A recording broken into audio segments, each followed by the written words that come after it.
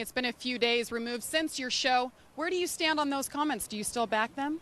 Well, I had a meeting yesterday morning, obviously, with NASCAR, and, the group of guys that I met with yesterday are a group of officials that I really have a lot of respect for, and they assured me that it doesn't work that way, and until there's something that proves it different, I believe this group of people. So, it just has been a lot of circumstances that have seemed like it has been that way, and it's, a frustration that had been building on, and it's been a hot topic of conversation, obviously, this year with, a lot of people in the garage area. But, like I said, I trust the people that I met with yesterday, and I trust when they tell me that it's not that way, that it's not. So, if I'm wrong, I apologize for being wrong. But, this level of racing is very intense. It's very...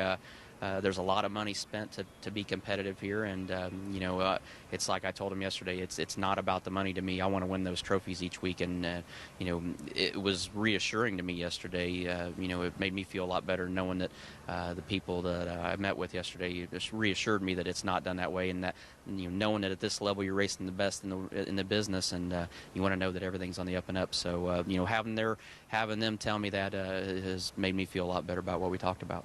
Well, Tony, on a lighter note, one of your competitors, Jeff Gordon, yesterday said, "You're the Rosie O'Donnell of NASCAR." What are your other competitors saying about what happened this weekend? What you said about this sport? I'm not sure I really should talk about it. There's a lot of people that have, come up and talked to me about it, but this is a very intense sport, and there's a lot of times that we don't understand why NASCAR does the things they do, but there's reasons that they do the things they do. And like I said, the best thing that happened was me going and talking to them yesterday. It made me feel a lot better about it. My regret is that I wish I would have went to them first before I let the frustration get so bad that I talked about it to the public. But NASCAR is a pretty, they haven't become this successful over 58 years by making bad decisions, and I can't imagine that a group would compromise the integrity of the sport after talking to them. If you compromise it, you're not going to be successul for 58 straight years. So like I said, I feel a lot better after our meeting yesterday, talking to NASCAR, and them telling me that it just doesn't work that way. So until something happens that proves it otherwise, I believe them 100%. All right, Tony Stewart has to get going. Brent, it's hard to believe 20 starts in both Busch and Cup combined. He has never won here at Talladega. Yeah, that is remarkable, Jamie. He has 6 second-place finishes in Cup races, and today he's going to start alongside his Busch competitors for the 5th time, where he has never finished better than 15th. Folks, we welcome you to our pit studio. I'm Brent Musburger, joined by Brad Doherty and a very special guest. Strange not to see him get in the 29 car, Jeff Burton, a veteran of nearly 450 Nextel Cup starts. And Jeff made his Busch debut nearly 20 years ago. And of the 24 wins he has in the series, 2 of them were this year. Dramatic fashion at Las Vegas, and of course again at Atlanta. Jeff, thanks for joining us. And let's take the issue of the caution flag. We hear fans talk about them, and they pull the field up at the end of the race. Where do you stand on what Tony said and NASCAR with the cautions? Well, the first thing I want to say for sure is that I don't have any doubt in my mind that NASCAR runs a fair race. If I believe for a minute that NASCAR was doing things to impact someone's opportunity to win the race more than me, I'd quit. I'd find me another way to make a living. We have to have integrity, and I have to walk into this garage area knowing I have the same chance as everybody else. So I'm not concerned about that one bit. Brad, do you think NASCAR plays favorites? You hear fans, they say that to me all the time. Oh, they did it because they want Jeff Gordon to win, or they want Junior to win. Do you think they do that? Absolutely not. The integrity of this operation cannot be compromised in any way, shape, form, just like Tony Stewart said. And but I want to also say I admire Tony Stewart and what he did. I like the fact that he spoke up and has an opinion. With that opinion, though, you have to be able to go before the sanctioning body and take what's coming with it. But don't be everyone. Everyone doesn't have to be in the same shoebox like other sports. Get up, speak your mind, then let's get this thing worked out, and then let's go racing. All right, let's push that story aside. We've got some great stories about to unfold in the NASCAR Busch race, and as you watch today, you'll notice a not-so-familiar face, folks, on the pole. 19-year-old Brad Coleman. He's a tough Texan in his first year in the Busch Series, and it's the 5th consecutive race at that number 18 car owned by Joe Gibbs. They won the pole at the restrictor plate tracks here and in Daytona. And also of note. Toyota with a strong qualifying effort. The manufacturer has enjoyed a lot more success at Busch. Dave Blaney and Jason Leffler start right behind Coleman. And for the storylines making their way through the rest of the field, let's head down below to Alan Bestwick. Alan? We are ready, Brent. Hey, to win here at Talladega, you have to have a strong car, miss the big wreck, and maybe get a little drafting help from a friend or a teammate at race's end. Martin Truex Jr. has won 3 straight Busch Series races here at Talladega. We'll talk with him in just a couple of minutes. Mike Massaro. Alan, since 2003, Dale Earnhardt Incorporated is undefeated in Busch Series competition here in Talladega. The man who started that 4-race winning streak, Dale Earnhardt Jr. In just a few moments, we'll speak with Jr. to get his thoughts on how the complexion of the race is shaping up and maybe even get some insight on his future at Dale Earnhardt Incorporated. Dave Burns? Mike, last week Clinton Boyer won the race at Phoenix, but this week it's a very different racetrack, a different race car, and he's got a different crew chief. We'll talk to Clint about making it 2 in a row and making that victory lane video the latest in the season so far. The 2007 NASCAR Busch Series season is underway. Kevin Harvick takes the checkered flag. Juan Pablo Montoya has won it here at Mexico City. They got door-to-door. Jeff Burton takes the win and Kyle Busch slams the wall. Burton will sail out of turn 4 and win his 2nd in a row. Edwards takes the victory. Man, that is awesome. Carl Edwards, he goes back-to-back after winning at Bristol. Kenton, he takes the win here in Texas after spinning early in the race. And here's the checkered flag for Clint Boyer, who will take the win.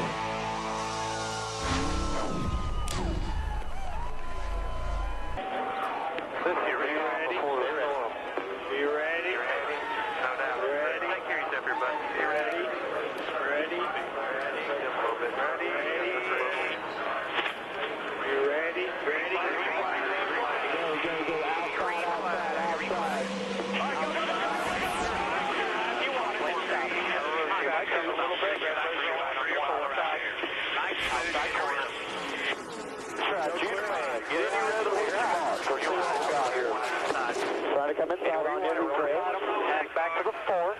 Clear 1 down away here, man. Floated in. 1 back. Don't worry about it. Clear high. Coming out. There you go, buddy. Stick with it. Come on. Can you clear high? All clear. Way to hang tough, man. 4 is clear. Right with you. 6 right with you. Inside. 2 inside. 3 wide to middle. Clear. Up on the front. 2 inside. Out of turn 4, 19-year-old Brad Coleman trying to become the 37th different driver to lead a lap in NASCAR Busch competition, and he will do it as the Chevrolet for Joe Gibbs Racing leads lap 1 here at Talladega. Well, I tell you what, I bet they hope they got extra batteries up there on top. Those spotters were sure talking a lot.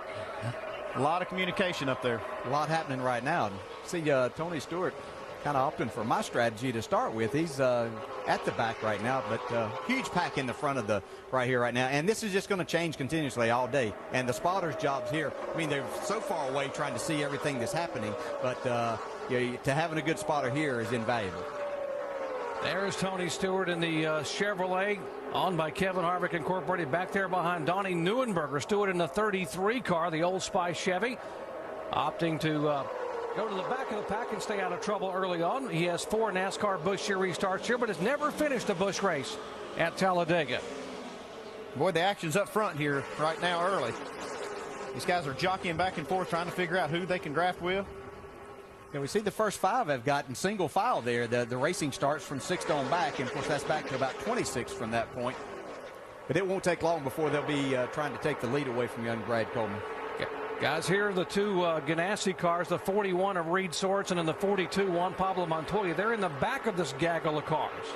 We see that middle groove working pretty good. That middle slot, the 99 car and the 5 car working together, working that middle. And once they get up to the front, they got to move out. They got to find a line to get in once they get there. But that middle works pretty good when they get 3 wide. You're exactly right, and it's amazing. It used to be where you never wanted to be at Daytona, Talladega. You never wanted to get yourself in that middle position, but the way the cars have changed, the drafting's changed over the years, and especially with now the pavement that we have here, how much adhesion you have to that. You can go anywhere you want, and that middle actually opens up because they're splitting the air on both sides of you, and that air is not there, so you can get a good run. But you're right, you do have to find somewhere to go once you get up in that top 4 or 5. You've got to find a place to get settled into. There's the 33 of Tony Stewart being shown back in 39th position. 79 is what the... Let's check in his pits with Dave Burns.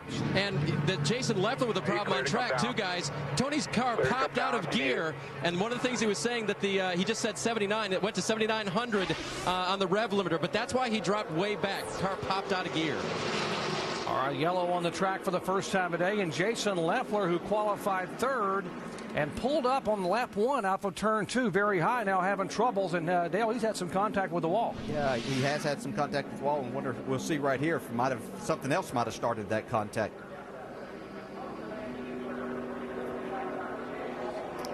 Oh, he got a little bit of a tap from behind. Yeah, turned him straight in the fence. Yeah, you know, this is part of the bump drafting that goes on here. And I think this is just a product of that. Top of 2 now. Top of 3 again. It looked like a pretty straight bump, but it turned Jason Leffler's car to the right and got him in the wall. Didn't have much room to work with. Yeah, you know, and sometimes you're actually right there in that position. Jason Leffler might have been in a position where he was having to roll out of the throttle just a little bit. And when you do that, sometimes your car will just move around on its own. And so he may have been correcting the wheel a little bit to the right, and that bump is all it takes, and you're straight into the wall. All right, we are under yellow for the first time today. Lap number 4 at Talladega. A bit of a tap from behind, and Toyota driver Jason Leffler has significant damage on the side of his car. They come roaring out of turn 4 at 190 miles an hour, and it doesn't take much to have a problem. All right, the field set for a restart here at Talladega. One caution coming out on lap 4. Jason Leffler's car behind wall being repaired. We'll update that momentarily as we get ready to go back to full throttle. Easy there. Don't pass it. Stay in line. You're good. All good. 6 rounds in here. You got the 24 about 1 back. Looking to go high there. Still right with you. Still all clear. 24's right with you. Probably bumping you and pushing a little bit. It's all good. Still all clear.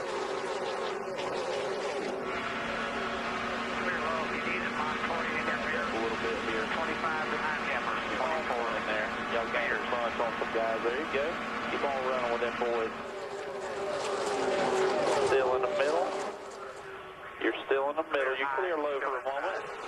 Clear high now. You're clear high. All right, the youngster, 19-year-old Brad Coleman still leading. Ward Burton having a great run right behind him in second spot in the Ford.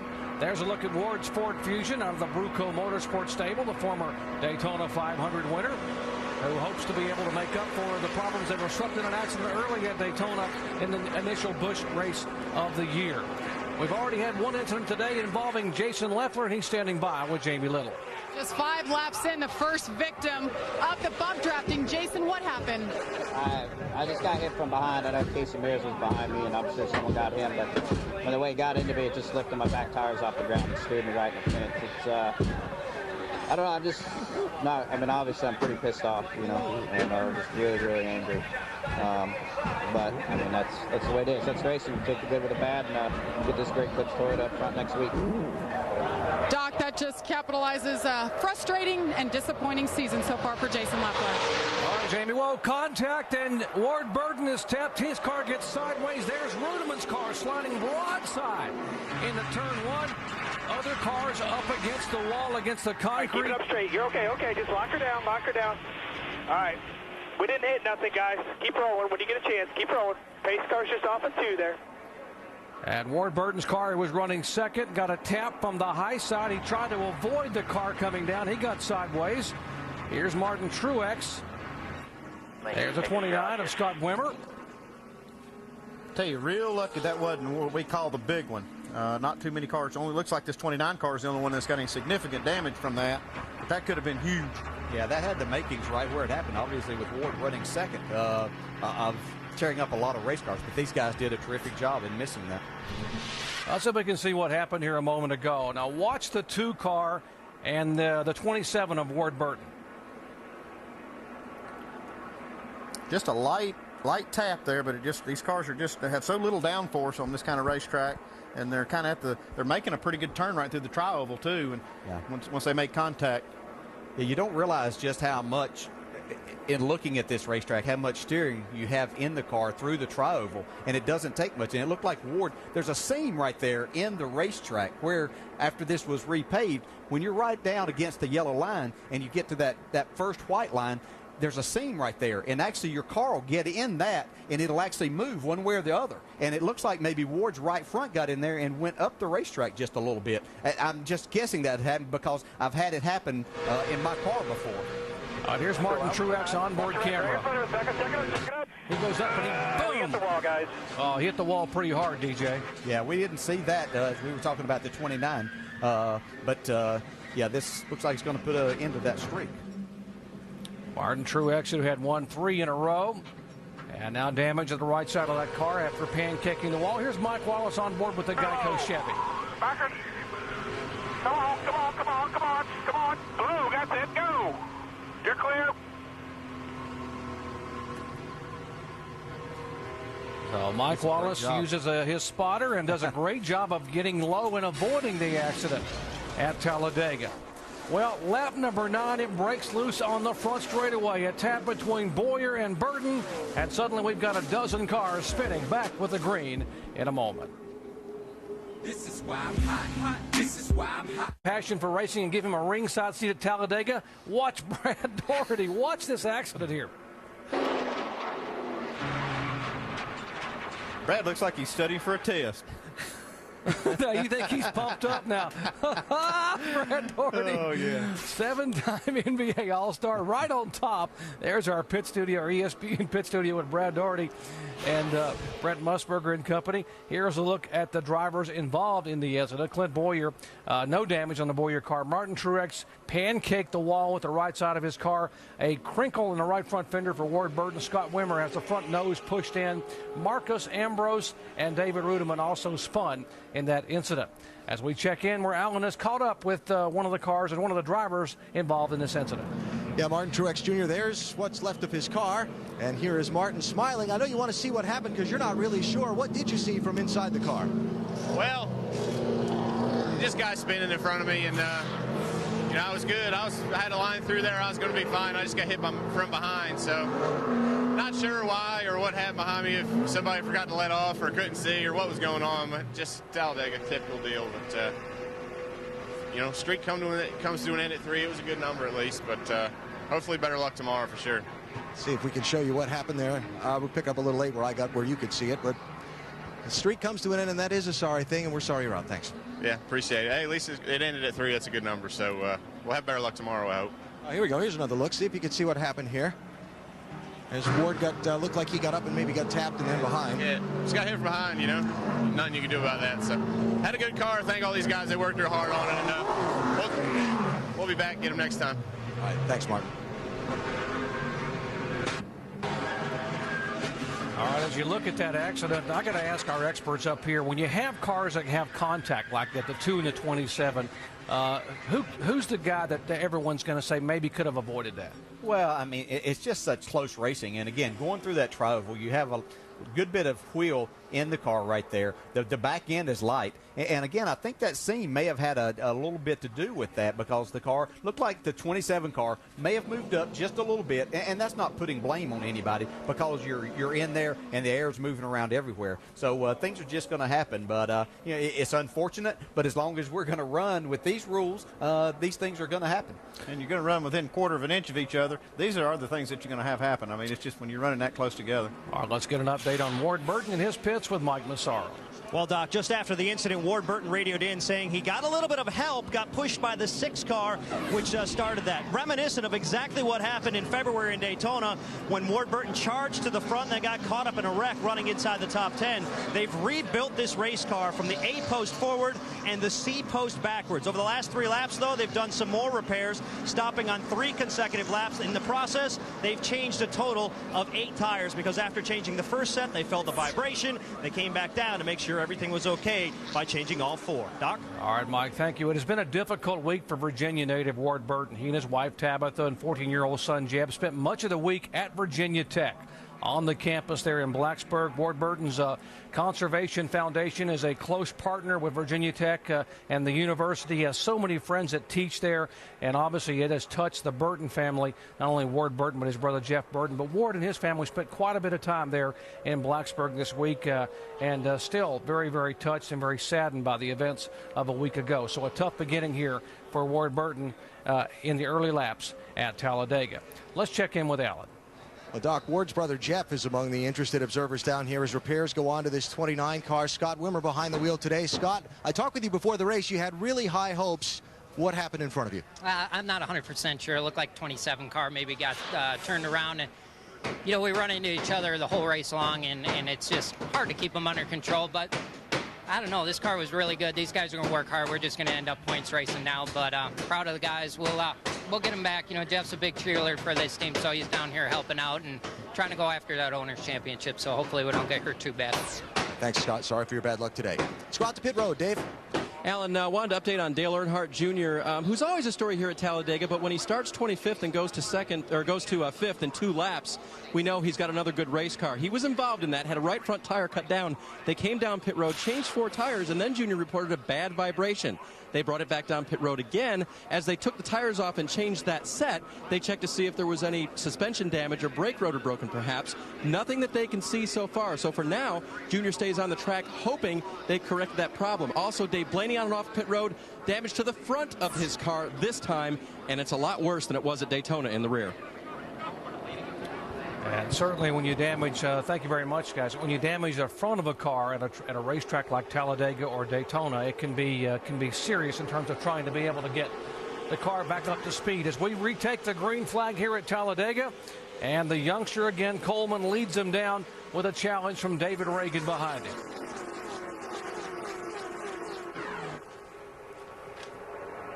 Yeah, you heard the disappointment in like Scott Wimmer and Jason Leffler's voice as they were being interviewed after these accidents. You know, they come here knowing that this is a really good chance that they have, because everybody has a chance to do well here, and you get down to those last laps, you have a chance to win, and that's been taken away from them early. Yeah, we see that 18 car got a great restart, and I tell you, sometimes that can really work against you at Talladega. He got about 10 or 12 car lengths out on these guys. They used that momentum, and they lined up on the outside and just motored right by. All right, David Reagan takes the lead. He becomes the second leader of the day, the 21-year-old driver, driving for Roush Fenway. But take a look at the high side. Here comes the 42. That is Juan Pablo Montoya, and he will sail by, entering turn 1 and take the lead. We look down on the bottom, we see Kyle Krisiloff in the 14. This is about as far up as he's been all year in a Busch race, so he's very confident. This is the kind of racetrack, though, that you can do that. These guys that you come into this restrictor plate race, I'll tell you, it can be anybody's race. Anybody can win here. Yeah, you really can, and this racetrack has so much grip that it just gives everybody confidence. Handling doesn't come into play hardly at all with these race cars, and especially this early on. So guys just hold it to the floor and go as far up to the front as they possibly can, and we see Juan Pablo Montoya in the lead right now. It looked like everybody just kind of hung the 6 and the 14 down on the bottom. Everybody lined up on the top, and it kind of sent them back in the pack a little bit. Juan Pablo Montoya, the same car he had at Daytona when he started at the middle of the pack and was running into the top 6 when they broke a valve and had to call it a day. They knew this car would draft well. The question was, would he have the experience on this big track to be able to utilize the speed and the draft? Yeah, that's exactly it. Does he have the experience? I mean, obviously, this is a totally different ball game than what he saw at Daytona. He's going to have to do a lot of blocking here to keep the lead, and how experienced is he going to be to do that? But he has so much talent and a good race car, and that's two things that help a lot. DJ, he ran the ARCA race here last fall. In fact, he ran in the top 3 all day. Steve Wallace led most of that race. Montoya ran second and ended up finishing third. How much does that translate to what's happening now here in the Busch car? Well, it helps a lot. Any experience that you can get being out there with other cars and other drivers, just learning what the draft is really about. And that is learning how does it help you, where can you make the most of it? It's not just about being right behind another car or pushing another car, as we see Casey Mears going for the lead on the outside here. It's also about learning how close you can get, how much of a bump that you can give someone, and exactly which lane is going to be the fastest before the end of the day. It looks like Casey Mears is looking for some drafting partners here. And he gets hung in the middle. We see the 22 of Mike Bliss go on the outside of him. Well, it doesn't take long. He was just fighting for the lead about 2 corners ago. Yeah, you got those 2 Dodges up there in the front. Casey Kane really giving Juan Pablo a nice push there, and kind of pushed Casey Mears back to about 5th or 6th. And with more on Casey Kane, let's check in the Evernham pits with Jamie. Well, guys, we haven't seen a whole lot of great things to talk about from Casey Kane. It's been a tough year, but he told me right before he got in the race car, Talladega is all about your drafting partners. He said in practice on Thursday, he hooked up with Greg Biffle, who's right behind him in that 16 car, shot him from 17th to the front. Well, just now, guys, he went from 10th to 2nd in about 8 laps. He said he is desperately waiting for a good finish, and this is the same car from Daytona. He said he knows it has the speed. It's all about your dancing partners. Doc? Exactly the same car. They never got a chance at Daytona, involved in an accident not of his own doing in the first 15 laps. They repaired the front of this car. He knew we would be awfully good here. And how about Carl Edwards? He took that outside line with Casey Mears with him, and they go to 1st and 2nd here on the field. It looks like we see something developing here with that outside group being the quick line right now. I don't know if it's just coincidental. The good cars are up there, but it seems like every time that the guys get up front, they form a line on the outside and motor right by. And here we go. The outside lane's working again for Tony Stewart.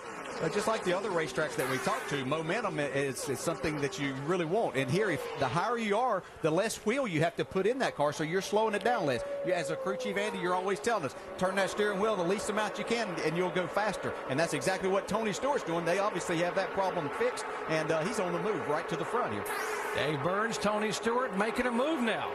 And that was really the plan at the start of the race, Doc, until the car popped out of gear. They qualified 37th. Crew Chief Dan Stillman told me that's about what we expected. So Tony planned to race right to the front. When the car popped out of gear, he had to fall back. And when that caution came out for Jason Leffler early on, he said, oh, well, that'll work, because he knew he could get back with this pack. And as long as that thing stays in gear, Tony will have a very good race day. Yeah, Dave, but one thing I'd be worried about is they run really soft valve springs here, so these engines don't like to turn a lot of RPMs, and that thing pops out of gear. It could cause a little damage that may come back later. I guess that's a caution that Tony didn't mind seeing too, wasn't it? Yeah, he didn't. He wasn't questioning that caution flag. And back to Dave in the Tony Stewart pits. And Andy, just so you had those numbers one more time, Tony did report that he saw the tachometer rev up to 7,900. That was 400 over the 7,500 he was normally running at. So what do you think on those soft valve springs? Well, these cars don't like to turn the big RPMs like you see on these other tracks. 7,900 you would think would be safe at a lot of tracks, but here on these restrictor plate racetracks, they try to take advantage of every little thing. So, it could be a little issue for them later if they're not careful. All right, a couple of the Hendrick cars up front as Casey Mears and Kyle Busch now take the lead. Back with more from Talladega after these messages and a word from our ABC stations. You can start anywhere. You never know when it's going to happen. It's like walking through a jungle and trying not to get snake bit. You can be at the back of the pack or be running second and still getting a wreck at any time. Once one of these big pileups start to happen, you're just along for the ride. Hopefully you're just in front of the wreck, and if not, close your eyes and hope you make it through. You can't really do anything about it. You just go out there and race and see what happens. If you avoid it, it's just pure luck. If you're a lucky day. It'll be exciting to watch. I don't know if it's going to be a whole lot of fun to be a part of. Well, let's get up to date on what's happened so far with our NASCAR.com reset. It has become obvious at Talladega. The high line has been the money line here early going. and they are just kissing each other's bumper. Look at Juan Pablo Montoya there up on Tony Stewart. We go back up to the booth. Great action up front. The 24 is Casey Mears. Brent, as the 5 car, his teammate Kyle Busch, and what a tandem of drafters these two, the 24 and 5 are.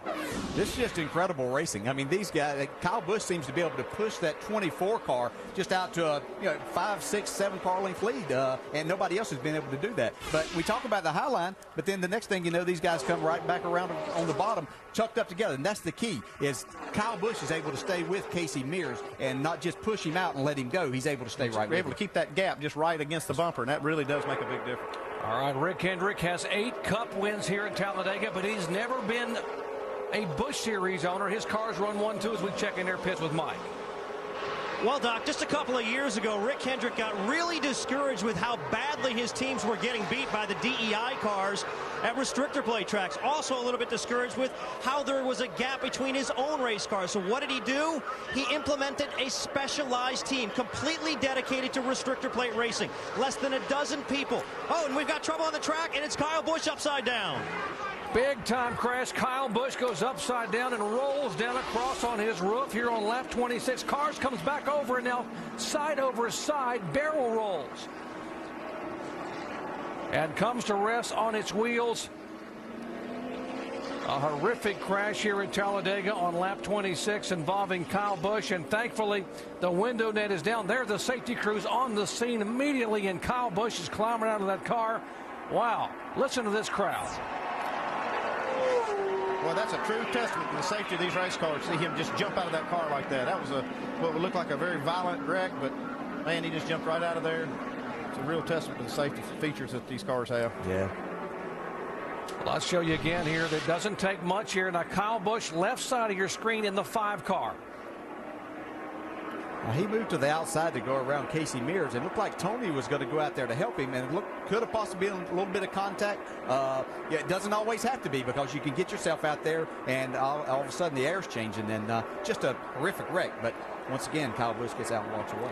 We sure did a lot of damage. It looked to me like right here, as we watch this, it looked like that maybe they all started stacking up. It's hard to say that Tony Stewart wasn't getting some help from behind, or maybe even further back than right behind him. Like they're all just kind of stacking up. Yeah. Yeah, when that happens, usually because everything changes. The air changes, and what you've been doing right there, you might have been wide open at that time, and then all of a sudden things change. And so, you can't put any blame on anybody, I don't think, here. Although I think we do see a little contact between the 33 and the 5. But when he pulls out there, that car is automatically going to start coming back a little bit, because he's come out against a brick wall of wind right there. Even though he's got to run, that car automatically slows down when he pulls out there until he starts getting that help. So if you're Tony Stewart, and you're trying to get out of the gas and you're getting hit from behind, have you ever had that happen where you get hit from behind and you can't actually slow your car down and try to avoid that wreck? Somewhat reminiscent of the Brian Vickers, Jimmy Johnson contact in the Cup race last fall. Inconsequential, wasn't intended to happen. One car makes a move, another one just gets a slight tap, and off they go. On board here with David Rudiman. So 3 wide. Bracket, back it down, stay high, good job. Hey, you can see the tire flying through the air. David Rudiman just went under the tire. It looked like he just ripped it right off the wheel. Yeah, that's almost a helpless feeling. You're sitting there wondering what's going to happen up in front of you as you're within 100 yards of everything happening, but you have debris flying everywhere and cars going everywhere. Everybody trying to avoid it, but David did a great job. Okay, leaders on pit road. Let's go in down to Jamie. Well, guys, Casey Kane decided to roll the dice and stay out. He came over the radio after that incident and said, "What in the world was that?" The crew just told him, "Stay out, you're fine."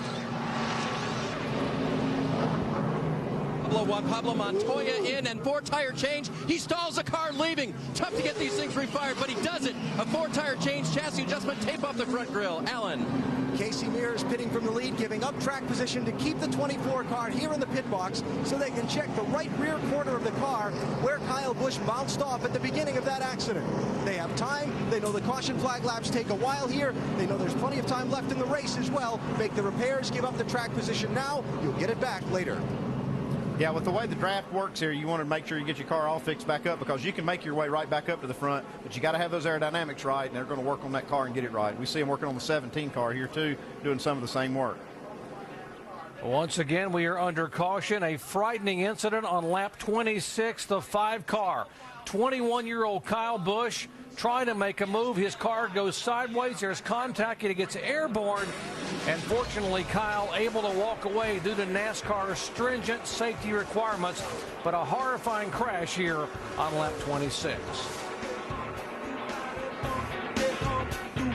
At Talladega for the third time today. That puts the 90 car as our Aaron's Lucky Dog Free Pass Award winner. The 90 car, the City Financial Ford of Stephen Light, gets back on the lead lap as the Aaron's Lucky Dog Award winner under caution. Speaking of Aaron's, let's check in with our in-race reporter, David Rudeman. David Rudeman, Dale Jarrett, you have a copy? Yeah, go ahead, DJ. David, watching this race from the booth, looks pretty wild out there. What's it looking like from your driver's seat, and how is your race car? Race car's excellent. Jerry Baxter, guys, brought me an excellent Aaron Green machine here. And after that slide down through on the apron there, they got her pushed back down pretty straight there, and I think we're in good shape. Yeah, it's you think it's fun to watch where you're at? Man, it's wild, I'll tell you. I don't know. I'm afraid we're not done yet. You know what I mean? All right. Good luck to you the rest of the day. Thanks, man. All right, I got a trivia question for you guys. Andy, let me ask you here. How many colors are on the paint scheme for the 99 car of David Rudeman? It looks like all of them, Jerry. And that's a correct answer. Indeed, this paint scheme was designed by a 9-year-old Marina Sampson from Madras, Oregon. She was the winner of a car art competition, the Aaron's Color Your Way to Talladega contest. She wanted designed the color scheme for David Rudeman's car, and she and her entire family are here all the way from Oregon to watch NASCAR Busch Series and Nextel Cup competition for the weekend. And hey, pretty good job of designing that car. Young lady did a terrific job, yeah, using all 64 colors. And I walked in the race shop down at Michael Waltrip Racing last week, and they were getting this car prepared, and I said, oh my goodness, that is quite colorful and won't be missed. And so far, it's David's doing a good job with the race car, and hopefully he'll get that Toyota up towards the front before the day ends. All right, we have had 3 caution flags in the first 30 laps. The most phenomenal one, the one that came out 4 laps ago when the 5-car of Kyle Busch spun and flipped.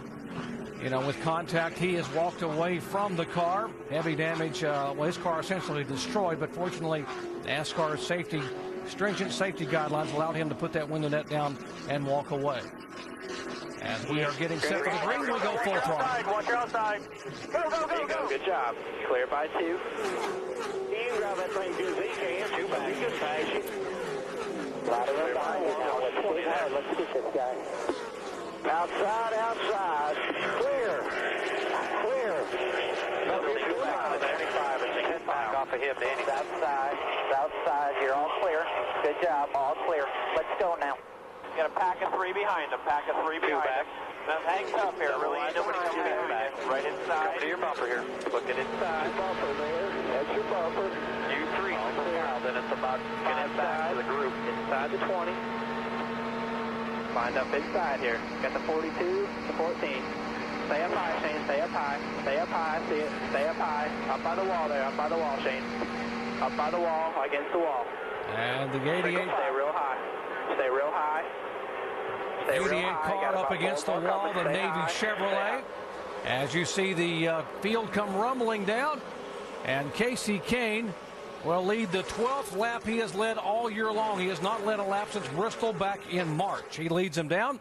And there's Dale Earnhardt Jr. lurking in behind the 20 car of Eric Almirola. With more on Dale Earnhardt Jr., let's check in with Dave.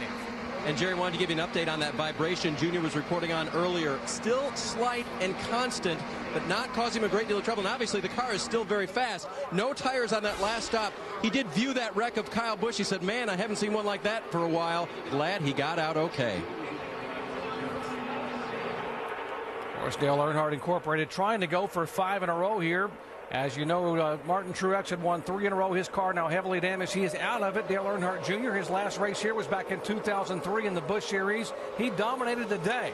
And he said in the pre-race, I didn't have the gear to qualify, but I have a great gear for the race itself, and he's showing it. Showing it already to the front of this pack right now. And I'd like to make a call to the guy that's helped pushed him there, and that's Mike Wallace in that 7 car. You know, you talk about people, that really enjoy racetracks, and Mike Wallace loves to go to Daytona and Talladega, and he does such a terrific job. Yeah, we saw the 88 car coming off of pit road. He did make it on pit road, and they changed tires, and he's back out on the racetrack. We saw the leaders go by, putting him one lap down. Yeah, he restarted, and that restart in fourth, and it looked like it was tough getting up to speed. He must have had a really serious vibration or something and not come to pit road to change the tires. Well, with all that debris that was on the racetrack there, when that cleanup, he could have just got a puncture in one of the tires, and lucky to get it on pit road. Well, we're back in the next lap and have another leader here. That would be David Gilliland driving the Ed Renzi machine, and you looking at the front bumper of the 2-car of Clint Boyer, our most recent winner in the NASCAR Busch Series last week at Phoenix. He picking up his 4th career win. We look here at the telemetry. We see this throttle. They don't back off that throttle anywhere around the racetrack. They just hold it right flat on the mat, and we see they don't lose many RPMs to get some real bump drafting going here. And Boyer just turned hard left to the inside and took Carl Edwards with him, and now they pull by some 10 car lengths. Look at the 25 car caught in the middle and sliding back now. Yeah, that's exactly what happens. You find yourself getting passed on both sides, and basically you're getting the dirty air and not a lot of help right at that point in time. And so you can go sliding back 10 or 12 spots, but we'll see David Gilliland probably start back to the front here as soon as he gets a little bit of drafting help.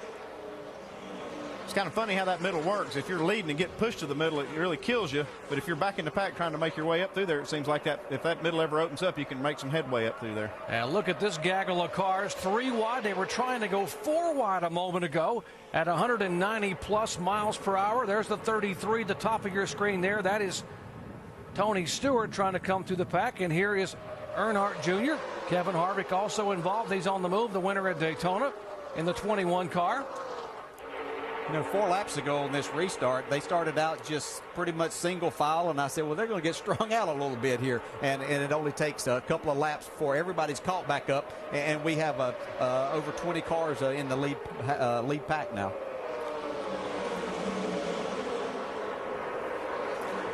All right, our aerial coverage of this 3,000-acre complex brought to you by Goodyear, helping NASCAR fans get to the finish line for the past 25 years. Great panoramic view from the Goodyear blimp high above Talladega Superspeedway. Watch the drafting of the 42 and the 7. They basically have tied their bumpers together. Yeah, and that's exactly what you need is somebody that has a car that can stay right on you like that, not just push you that little bit when you get to the corner, get a big separation. Now we can see the 42 falling back a little bit, and that's going to, even though he's pushed Mike Wallace up there pretty far, Mike doesn't have that help now, so it's going to be more difficult for him to get to where he wants, which is in front of the 2 car.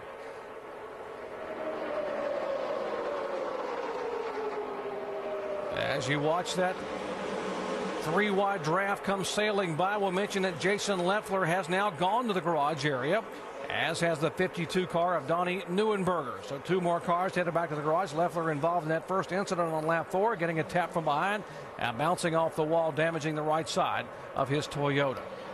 We see that outside line getting organized again with Mike Wallace heading that up.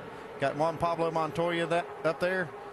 And now another outside line forming up front.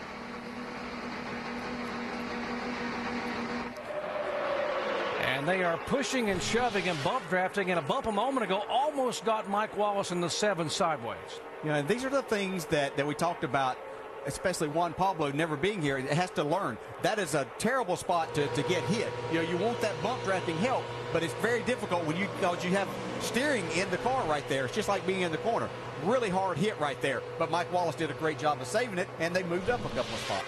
Yeah, what makes one driver a better drafter than another driver? I mean, some guys seem to really do well at Daytona and Talladega, others struggle. Well, there's probably a lot of things. Obviously, a really good race car can help a lot of times, but understanding the air and what you can and can't do and what is best at what particular place on the racetrack. But guys that have that feel, Dale Earnhardt, we used to always talk about him being able to see air. Obviously, you can't really do that, but he had a sense, I believe, that no one else had. And he knew that just from the feel of his race car, and he understood exactly what the aerodynamics around these race cars was doing and what the air was doing. So he took advantage of every bit of that, and he taught us all a lot. That was the best thing about being able to have a good enough car to race with him and around him, was that you learned so much just by watching the things that he did. And that's where most of us got our knowledge from, was racing with and around him, and he was helping us to understand a lot more about drafting techniques. Dale Earnhardt Sr., an 11-time winner here at Talladega. Meanwhile, back in the garage area, Mike Massaro has caught up with Kyle Busch. And Doc, after taking a wild ride, Kyle Busch has now emerged from the care center with a clean bill of health, but looks a little bit aggravated, and I can't blame him. What happened? First off, I'm all right, so that's a good thing. But just out there racing, and I got a good run, good push from Stewart behind me, and got a run on the outside of Casey. And,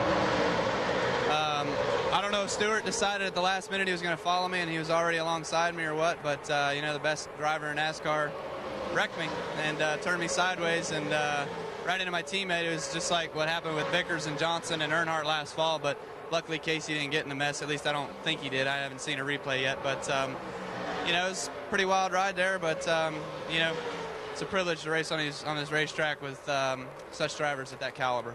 You always know it's a possibility when you come to Talladega, but after taking a ride like this today, how difficult will it be to get behind the wheel again on Sunday? I'm paid to do it. I got to get back out there and do it again. So you put it behind you and keep going. Thanks, Kyle.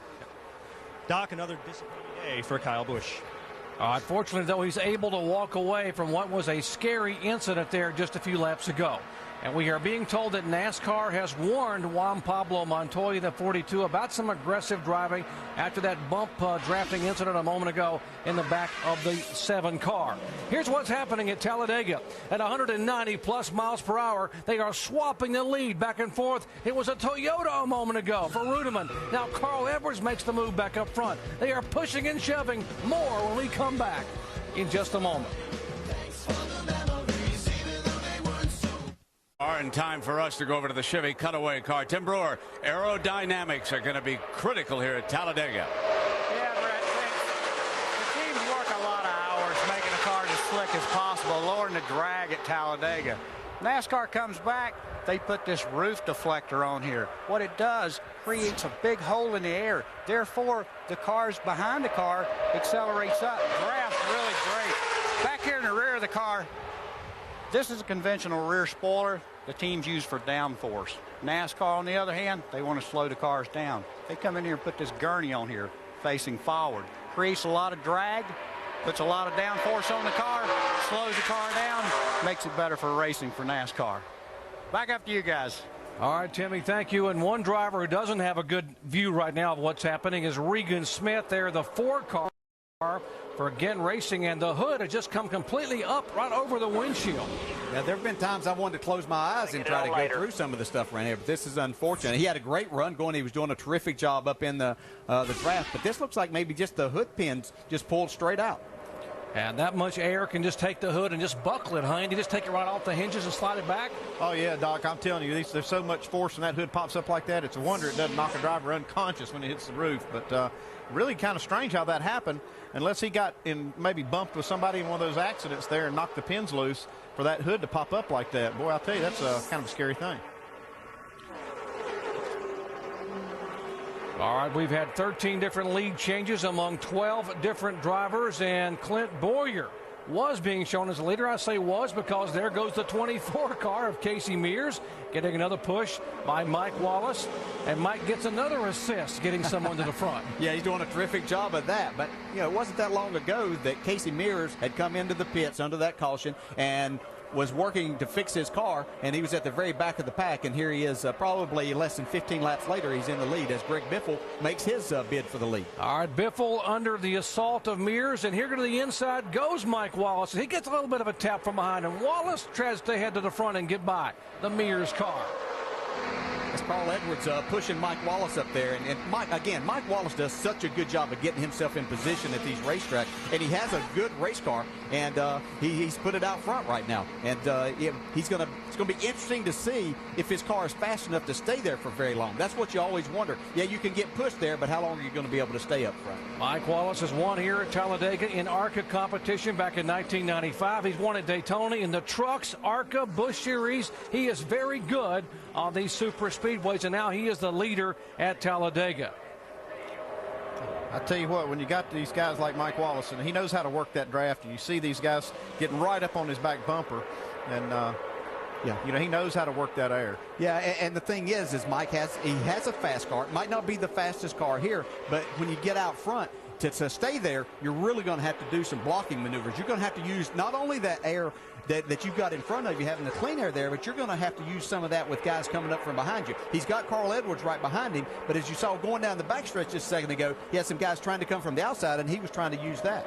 Yeah, I don't really call it so much blocking as it is just using that air to your advantage. You got to use the guy behind you. As you can see, the draft boost right here, when he gets a car, when Mike Wallace gets a car right up on his bumper, you'll see that draft boost, that horsepower boost go up, and he knows how to use that. And here we got Kevin Harvick taking advantage on the high side. We've seen that high side work. Look at this. We see the one car moving up, J.J. Yaley up on the high side. I'll tell you, that high line looking really good today. Yeah, especially as long as you got somebody like Juan Pablo stuck right there on your bumper pushing you, and here he's going to the lead.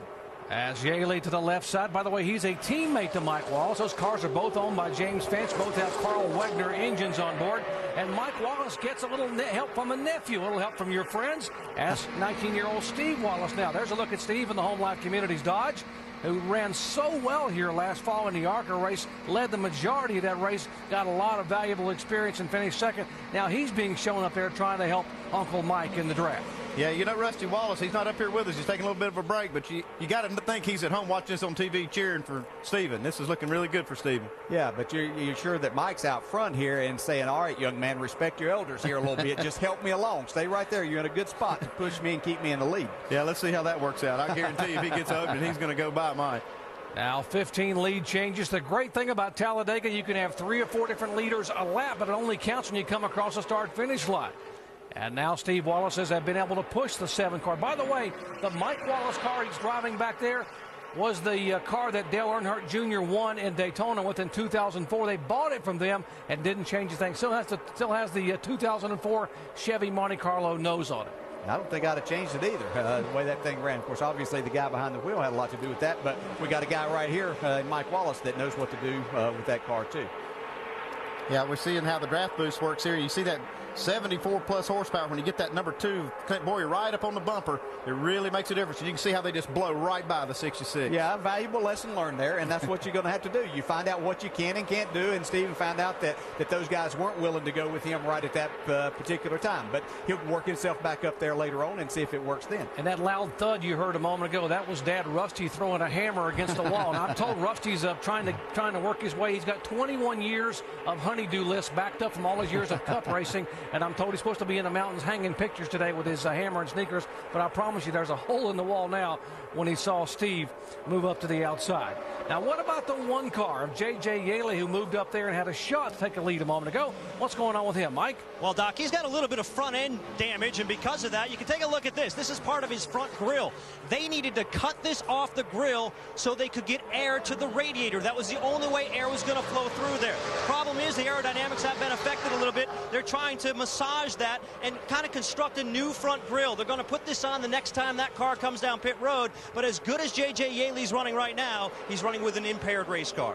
Yeah, Mike, that's a great example of what happens. You can get yourself pushed up to the front, but once you get up there in that clean air, then that's when it starts to hurt you. So these guys will look for that next opportunity to work on that car a little bit more. Yeah, right here we see him. He's got in a line of cars. He's got these cars in front of him to be able to bust through that air. But if he ever gets to the lead, his car, his front end is going to have to bust that air. And with that big hole in the front, it's really going to hurt him. It's going to just slow that car down when he gets in the lead. So he's just taking advantage of this draft right now. Great NASCAR Busch Series racing here at Talladega Superspeedway. 10th stop of the year on the $50 million NASCAR Busch Series Tour. And it has been an event-filled early 50 laps, including a wild flip on lap 26 by Kyle Busch. Fortunately, he's okay. It is Mears, Gilliland, Krisolov, Steve Wallace, and Mike Wallace in the top 5 here. Back in just a moment. Much at all to have a problem, and there's a 25 car of 31-year-old David Gilliland, and here's what happened to him just a moment ago.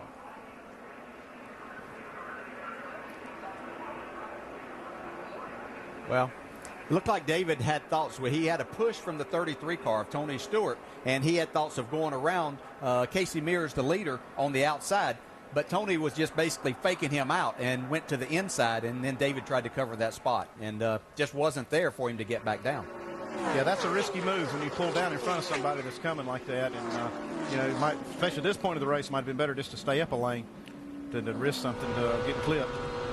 But this is a fairly aggressive move by Tony. He's kind of pushing him up through there and trying to go for that spot. And I think Dave Burns, you've got more on Tony Stewart. That's right, Andy. Been monitoring his radio, and he said right after that, he said, David can't just come down and try to cover that position every time he doesn't want me to pass him. So you guys have kind of called it right. Tony stuck his nose in there, and David was trying to block.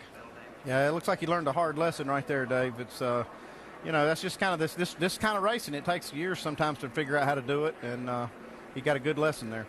Yeah, you're a little aggravated as a driver that you thought that you had that push from the car behind you, that you were going to go take the lead, and the next thing you know, he's kind of made a fake to you, and he's trying to cover that inside then, and you try to get back there to block it. And again, with these rules and things, yeah, he would. It's easy to sit here and say now would have been better off to have waited and tried to make that move again later. Lost what spots? All right, here pit stops become the order of the day under this caution flag as they head down pit road at 55 miles per hour. Mike Massaro. And Mike Bliss on pit road. Team car on Armando Fitz saying the car is good, but they don't have third gear. That's going to be a problem on this restart. Watch the 22 as we go back to green. Four tires. Jamie. Well, Mike, Kevin Harvick is in. He said the 14 of Kyle Krisiloff, the 42 of Juan Pablo Montoya are pushing him in the wrong direction. He needs to get around them and get up to Tony Stewart to do some drafting. Dave? Speaking of Tony, Jamie, 4-tire change, no chassis adjustment, but they are going to put a patch of bare bond tape on the right front of that car where he rubbed on the 25. Alan. You see Casey Mears already gone, just right side tires and a top off of fuel. He pitted from the lead. He will hold the lead off the set of stops. All right, pit stops are completed here at Talladega after the caution involving the 25 car of David Gill. And by the way, who will start on the outside front row alongside Jeff Gordon for Sunday's Nextel Cup event here at Talladega. We'll go green when we come back. It's been action-packed at Talladega. These are brought to you by Holiday Inn. It started early. And Brad Doherty, Martin Truex had won 3 in a row. He suffered the damage on this incident. Yeah, he really did. And like Jeff Burton said earlier, it's all been miscalculations. All of the accidents we've seen thus far have been just inches away from not happening. This one, the most severe. The number 5 car, driven by Kyle Busch, who's done everything but win a NASCAR Busch race this year. And then the flames. And everybody had to hold their breath. But as the fellows upstairs have told you, the safest race cars in the world. He'll get out and walk away from this horrifying appearing accident. But he will not be returning. He's free to leave. Junior's not jumping in that car, folks. And then you talk about got to trust your spotter. Watch this with Regan Smith. The hood comes up. He cannot see the track. He's virtually blinded as they take him on into the pits. They yank that hood off. He's back on the track. Now, Brad, let me ask you now about Tony Stewart, who's involved in another incident, the little faking and diving here with David Gilligan. Yeah, David Gilligan tried to come back down and cover that spot. Kind of a similar accident he had with Kyle Busch earlier. Tony Stewart's been very aggressive. He's marching to the front. If you see him coming, give him some room. Let's check in quickly with Dave.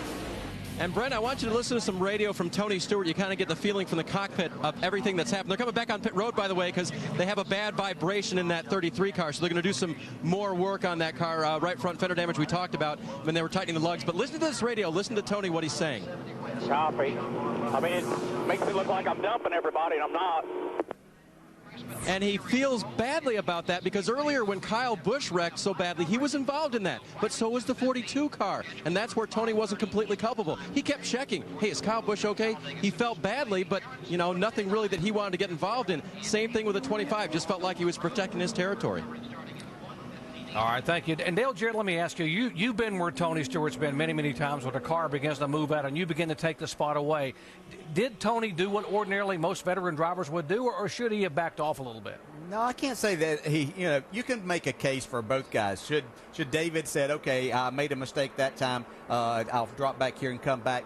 And could Tony have backed out and given David that spot back? Certainly they could have, but that's what makes them both race drivers and very competitive drivers, because they don't want to give up that spot. spot. But, yeah, I can't see anything wrong with what happened right there. That's racing, and what people have to understand, we're sitting here watching it on TV, and it's very easy to critique it and criticize someone and say they should have done this or done that. You have to understand, these cars are traveling over 190 miles an hour. You're making a decision in a split second, and these things are just going to happen with this type of racing. Well, one thing I have to do, I have to agree with Tony Stewart, what he said a while ago on the radio. It does look like he's been dumping these guys. It really does. Yeah, it does that. And, you know, there are days that you just seem like that you're in the middle of everything that's going on, and certainly with what happened earlier in the week with the starting with his radio show, you know, things just kind of build up. But, again, these things are just going to happen. I do want to bring up a point, Andy, back to our conversation at the start of this show, that hanging back there is not too bad of an idea. These guys have been running second, been in a bad spot. Yeah, I knew you were going to bring that up. All right, let's see who's the next one up front that may get a tap somewhere, somehow.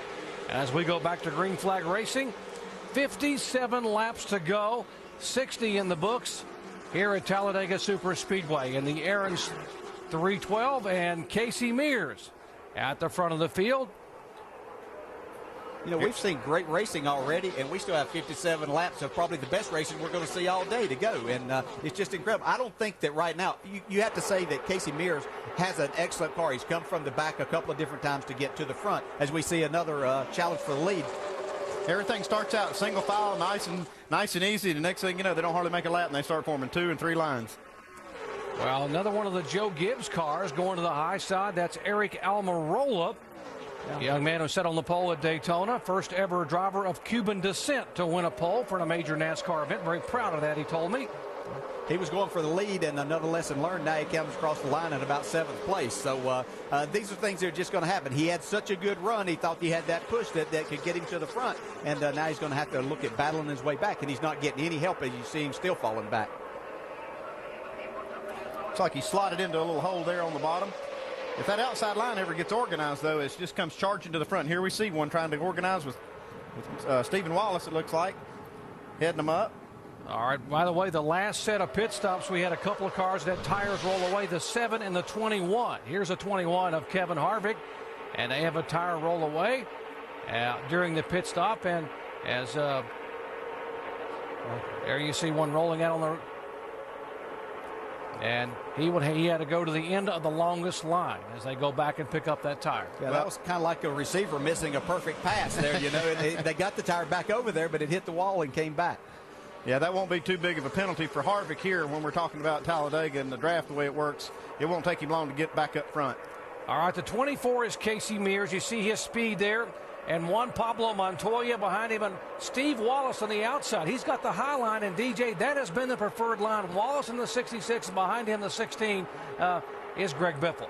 Yeah, but he's going to have that help. You see, Steve Wallace has a very good car, but Greg Biffle right now is not close enough to push him up there. So we're going to see the shorter way around be the preferred line right now. And so you see these top 3 cars with Casey Mears, Juan Pablo Montoya, and Clint Boyer making their way back because Greg Biffle wasn't close enough to push Stephen Wallace on up there. As these outside lines get lined up a little bit better and a little bit tighter, then we'll see them go back to the front. As we check in the leaders' pits with Alan. Doctor's talking some fuel strategy with Chad Walter, Casey Mears' crew chief. He says they are short of the finish on fuel. As a matter of fact, everybody I've checked with down the turn 1 into pit road will have to stop again for at least 7, maybe 6 laps of fuel to the finish. The question will be tire strategy. Mears took just right sides on that pit stop. But I've already heard one driver, Carl Edwards, talk about the fact that as this race wears on, the handling is becoming more of a factor than they expected, and he might want tires on his final pit stop, where his crew chief was thinking maybe they would just get gas then. Dave? Alan, 2 cars back in that blue number 2. Clint Boyer took 2 right side tires as well on that last stop, and they removed some more tape from that grill. Clint was running hot earlier. In fact, was running in an 8th place spot, dropped back to 24th to get some clean air, and running out front earlier was able to put clean air in that car to cool it down, but they're still battling those temperatures. Jamie? Well, Dave, the pit strategy has been rather unique for number 9, Casey Kane. Ray Evernham is his team owner. He's up on the box watching over Mike Shiplett. He's the crew chief, and he's a first-year crew chief. 2 pit stops ago, he told Casey to stay out. He was the only car that stayed out. Ray Evernham got on him and said, we should have come in, you should not have kept him out, now we have to gamble. Long story short, last pit stop, guys, he came in with 3 laps to spare. They just topped it off, and Ray Evernham told me Kasey Kahne can make it to the end. Mike. Just saw a lot of emotion out of Bryant Frazier and the Stephen Wallace team as Stephen Wallace took the lead and now leads the field through the tri-oval. Stephen Wallace came into this race extremely confident. Ran in the ARCA race a year ago and finished second. Felt like he could do something just as good, if not better, this afternoon. Guys? All right, Steve Wallace became the 15th different leader. We've now had 21 lead changes, and we still got 52 laps to go here at Talladega. One problem with being a rookie is it's hard to get respect out there. He got the lead. All he needed was just a few of his buddies just to hang out behind him. What did they do? They split him, one on each side. Yeah, Greg Biffle and Casey Mears decided they wanted to be back in front. They were not going to let this young man steal their glory. And the racing is just incredible right now. You see, as these guys tighten up and then go back to the front, it's just amazing.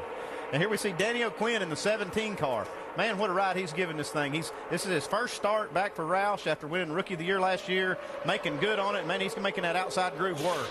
You know, Danny told me in the garage area yesterday, he said, I've only got 3 shots. I got 3 chances this year in the Jack Roush car. I got here, I've got Kentucky and Loudon. I've got to do well enough to attract someone to sponsor me to get me back in here full time after winning Rookie of the Year a year ago. So a lot of pressure on Danny O'Quinn to run well and get a good finish here in that 17 car today. With more on him, let's check in his pits with Dave.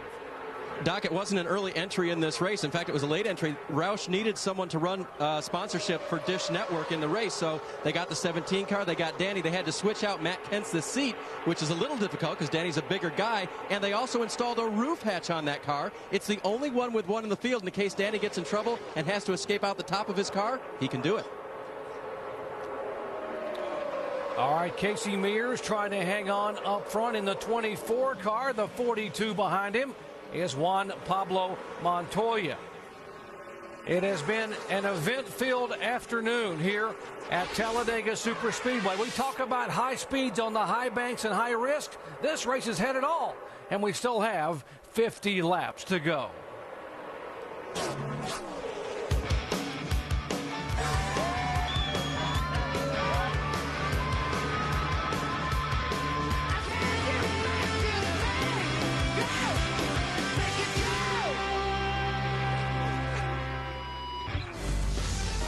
At ESPN2 HD as we head down to Tim Brewer and our Chevy cutaway car. Tim? Tell you what, Jerry, when the guys come down pit road, this piece of tape on this steering wheel is very important to have it positioned right here. Crew chief's going to holler at the driver, steering wheel position. The next thing you're going to know, they're going to come around the front of the car. The tire positioning is very critical. This fender opening is so tight around the circumference of this tire right here. If he hadn't got that tape in the right position, the guy changing the tire cannot get the tire off, can't get the one back on. So it's a very critical area, and it's due to aerodynamics. These guys don't want to give up anything, so they bring the driver in. He's got to have that wheel position just to get the tires on and off the race car. Back up to you guys. All right, thank you, Tim. For more information, you can log on to ESPN.com, search word Autotech, as you understand what happens here in NASCAR racing by virtue of our Chevy cutaway car. Well, we have 23. We've had 23 lead changes this afternoon at Talladega, and it's exactly what you expect here. Drivers, and Dale Jarrett talked about it at the top of the show, Andy Petrie. If you start toward the back of the pack and you stay out of trouble, then when it's time to go in the final 45 or 50 laps, they begin to move toward the front. And guess what? We got a couple of guys named Harvick and Earnhardt who are doing just that. Yeah, these guys, I've been watching them. They've been actually in another little small group, about 20 car lengths behind this league draft, just hanging out. Me and Dale were talking about it. I said, I hate it when you're right. You know, you talk about all these wrecks happening with the first and second place cars and third place cars, and these guys hanging around in the back and avoiding them. But we watched that, and all of a sudden now you see Dale Earnhardt Jr. try to just take his car right up to the front, and he's made a little headway in just a few laps. Yeah, he has, and basically probably what he was doing, he knows he has a good race car. The restarts have been a little bit wild, and so I think that's exactly what he was looking at. Was while they were 3 and 4 wide, he didn't want to be a part of that for the time being. So he let them get down to really just 2 wide, and then that's when he started making his charge, and he's up into the top 10 now. Guys, a 7 car of Mike Wallace, who was one of our early leaders, has slowed a little bit, has slowed up compared to the pace he was running earlier. There's the onboard camera for Mike and the Geico Chevrolet. And apparently an engine problem as we watch. I'll look down to the right side of that hood. Yeah, I think that's maybe overheating a little bit. He's just getting back to get that car some air. I don't know if he might have had a piece of paper to get on the grill or something like that. I think he's just trying to get back to get that cooled down. That's where we run the overflow out, so we can see the overflow. The radiator overflow, when they get to a certain temperature, it builds pressure enough to pop that valve and let that overflow come right out the windshield. All right, here's Kevin Harvick and Dale Earnhardt Jr. They have now teamed up together and sailed by Casey Mears. There is Mears in that second draft you guys are talking about. Funniest thing I ever seen right there. And Kevin Harvick trying to lead for the first time today, but Dale Earnhardt Jr. says, no, it's my turn as they come to the tri-oval, and it'll be Earnhardt Jr.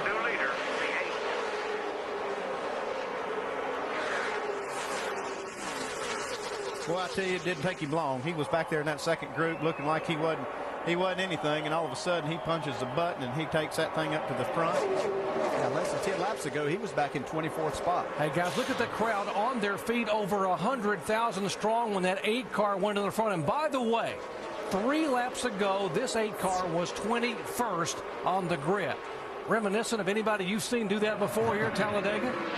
Yeah, I got passed by him before, his dad, to win there late, and as a lot of other people have around here. But I don't think this race is anywhere close to over. Here comes Casey Mears back on the outside with a push. I think Dale Earnhardt Jr. has proven what he can do with his race car, and he may just be content to hang around back there. He doesn't have to lead every lap. He just needs to lead the last one. And I've seen another Dale do that before, too. His name's Dale Jarrett. You've used that strategy many times. Yes, you're going to have to deal with this 24 and 60 car. They seem to work really well together. And for more on Earnhardt Jr., let's check in with Dave. Andy, you were commenting on whether or not Junior might just back off now that he knows what his car can do, although he goes to the outside now of David Reagan. That happened earlier. He was racing in the pack. He said, man, these guys are racing like crazy. Dropped way out of the front pack just to save his race car. And if you want to watch Dale Earnhardt Jr. sliding back out of that lead draft, you get a great shot courtesy of our friends at Goodyear, helping NASCAR fans get to the finish line for the past 25 years. Beautiful panoramic view from high atop this 3,000-acre facility. Talladega Superspeedway, which was an Army air repair station during World War II. They repaired B-25 bombers, and then when the war was over, the land was converted, and they began to build a racetrack here in 1968. We're going to see this 8 car come back to the front because Kevin Harvick slowed just a little bit to get behind Junior. He could have probably gone around him and left him hanging out, but that shows what kind of respect Junior has out there. And Harvick got in there. He's got the 42 right behind him. This outside line is going to come again. Now we see Tony trying to get up and want to be a part of that, but he's a little bit late in that move. Yeah, it's like the Pied Piper. He just gets up there. Everybody wants to line up behind a fast race car, and he just proved to everybody he had a real fast race car. So they're going to let him pull him up there. You know, we used to say the same thing about his dad, wanting to know why everybody wanted to follow him. Well, he knew what to do. He was going to get to the front, so why not get in behind him and get yourself up there? And give a call to Ward Burton, who was running second on lap number 9, when he was involved in a caution here. His car got bent up, spun sideways, and now he has battled his way back to 7th position at the back of that single file draft. With more on him, let's check in his pits with Mike.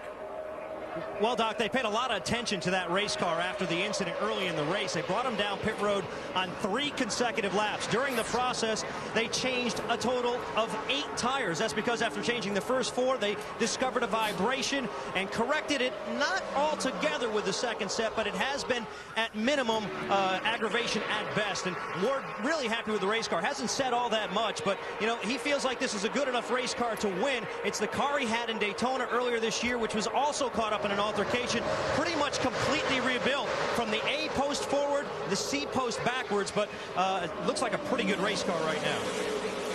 All right, thank you very much. Great effort by the 27 crew. And how about the move by, or the effort today by the 14 of Kyle Krisiloff? And that crew has really worked hard, and the young man's driving probably the best race I have seen him drive all year long. Yeah, he's been in contention all day long. We hadn't talked about him a whole lot, but he's been up there going back and forth from up front, kind of coming to the back. Now he's got a real strong horse behind him, and Dale Earnhardt Jr. pushed him by these guys. And they're 4 wide right there as they go into turn 3. Wow. All right, Dale Earnhardt Jr., a 6-time winner at Talladega. Great memories for him, but even better memories of the man who would have been 56 years old tomorrow. Dale Earnhardt Sr.'s birthday, April 29th.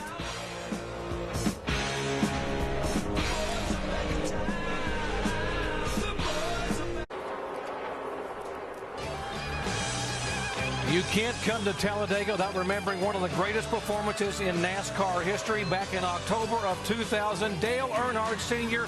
from 18th position in 3 laps to go to take the win here. One of the most phenomenal efforts I have ever seen, and we were here to make that call, myself, the late Benny Parsons, and Ned Jarrett. What a memorable day. There's a look at the numbers. Rookie of the Year back in '79, a 7-time Nextel Cup champion, tying the King, Richard Petty. His 76th and final win came here on that day in 2000. And, of course, who will forever forget when he finally won the Daytona 500 in 1998. And there's Dale Earnhardt Jr. as he is trying to himself set sail back toward the front, but he has got a ways to go, because Carl Edwards now has gone back around Juan Pablo Montoya, as we now have had our 26th different lead change. We are 4 away from tying the record, and 16 different cars have led. It looks like nobody's been able to hold the lead. These guys can get up there. We see Kevin Harvick getting a big push from Eric Almirola in the 20. They'll get a big lead, get out there, but they just don't seem to be able to hold the lead for any length of time. Yeah, Andy, that's just what this aero package is about. It makes such a big hole that you get that run, and you see these guys way out front right now. But here, before they get back into turn 1, they're going to have company again. And it's just amazing. They get tucked up and get such a big run. 2 cars get away from them. But you're going to find out here in just a second that they're not going to be able to hold the lead either as another group of cars comes up. Alan, you've got more on Carl Edwards? Yeah, a couple quick things. First of all, he got shuffled out of line by his Roush teammate David Reagan a little while ago. He and Casey Mears in the 24 have worked really well together, but when Carl gets trapped in heavy traffic just like this, something begins to happen with his car, and you'll see him occasionally dart out of line. Listen. 24, I'm cool following him. I just got to keep the nose cool. I'm going to follow him for a lap or 2 more, though. No problem. Overheating has been a problem for several cars on pit road today, so if you see that 60 pop out of line every now and then, he's just trying to keep the temperature under control. Just something else to think about when he's in all this heavy traffic. Yeah, Alan, one of the problems with this real tight drafting is that you don't get any air in the front. When you got your front end and that grill right up on that bumper, there's hardly any air going in the front grill opening. So these guys can do that for a while. They can stay tucked in real tight, but then they'll have to breathe it, get it out there and get it some fresh air, cool the radiator back down, and it go back at it. Yeah, we've heard Andy talk about the aerodynamics of these cars. We heard Tim Brewer talking about how important that is, the front of these cars. And so we're going to run as much tape as we possibly can on the front to make them go faster if we can get out front. The thing is, when you stay packed up like this, you're not getting any air to that. And so that makes it very difficult. Sometimes you just have to get out and breathe it a little bit. That was a great shot from the bumper cam to show you that grill opening and how these guys tape it up. Try to restrict that flow a little bit, just get a little extra speed. And you heard that radio communication. For more information, you can log on to ESPN.com, search word communications. Find folks at Nextel. Be able to hear that driver crew chief commentary and driver spotter commentary. A typical Talladega afternoon, lots of different lead changes, lots of different leaders, and no one seems to be able to stay there for very long. No. You know, we saw the 8 car of Dale Earnhardt Jr. make his way up to the front just a few laps ago, and now he's back in 19th. I think Jr. was just finding out exactly how long it was going to take him to get his car to the front so he can calculate that and be ready at the end of this race. Looks like we've got some hood pin problem maybe for the 20 car. And there's a hood pin flapping on the front of Eric Almirola's car, who is our leader. We've already seen one hood come flying up on Regan Smith's car, come right across the windshield. And Andy, as a crew chief, you see that, what are you thinking? Well, I'm not too worried about that one hood pin being out of there. We got a good shot, a great camera shot there of the other 3 hood pins being secured. So I think NASCAR will be okay with having 3 in there. But if they get more than get another one that pops out of there, then I'd get worried. Yeah, and it wasn't one of the outside ones. I think that's where you really get worried, because that hood could possibly bend up just a little bit, being one of the outsides. But this being one of the 2 that towards the middle of the race car, as we see, chances are that everything will be okay there. And I think NASCAR, as you said, will be all right with that happening. There's a look at the progression for Eric Almirola, the 23-year-old Tampa, Florida native, making his 6th start of the year. all the way up to third position, now getting shuffled back there right in front of Steve Wallace in the Home Life Communities effort. We have now equaled the all-time NASCAR Busch Series record for lead changes at Talladega. 30 lead changes. 16 different cars have led as Kevin Harvick, now reigning NASCAR Busch champion, goes to the point, and here comes Montoya. He has a really fast race car. Seems his car really runs good off the corner. He gets a good run there, and he'd gotten a push from Greg Biffle to send him up there. Now he's going to need Biffle to get back to his bumper, or he's going to be hung out on the outside once again.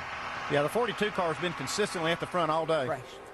And trouble on a racetrack. A couple of cars involved. Biffle in the 16 car down across the grass. There's Greg Biffle sliding, the former champion. John Wood in the 47 car. Okay. Somebody got us in the right rear, guys. Turned his head on in the wall.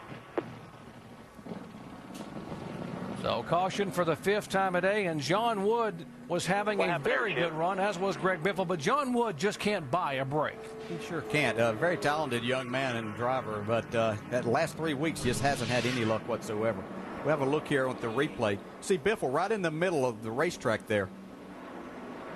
We've got Carl Edwards coming up to him.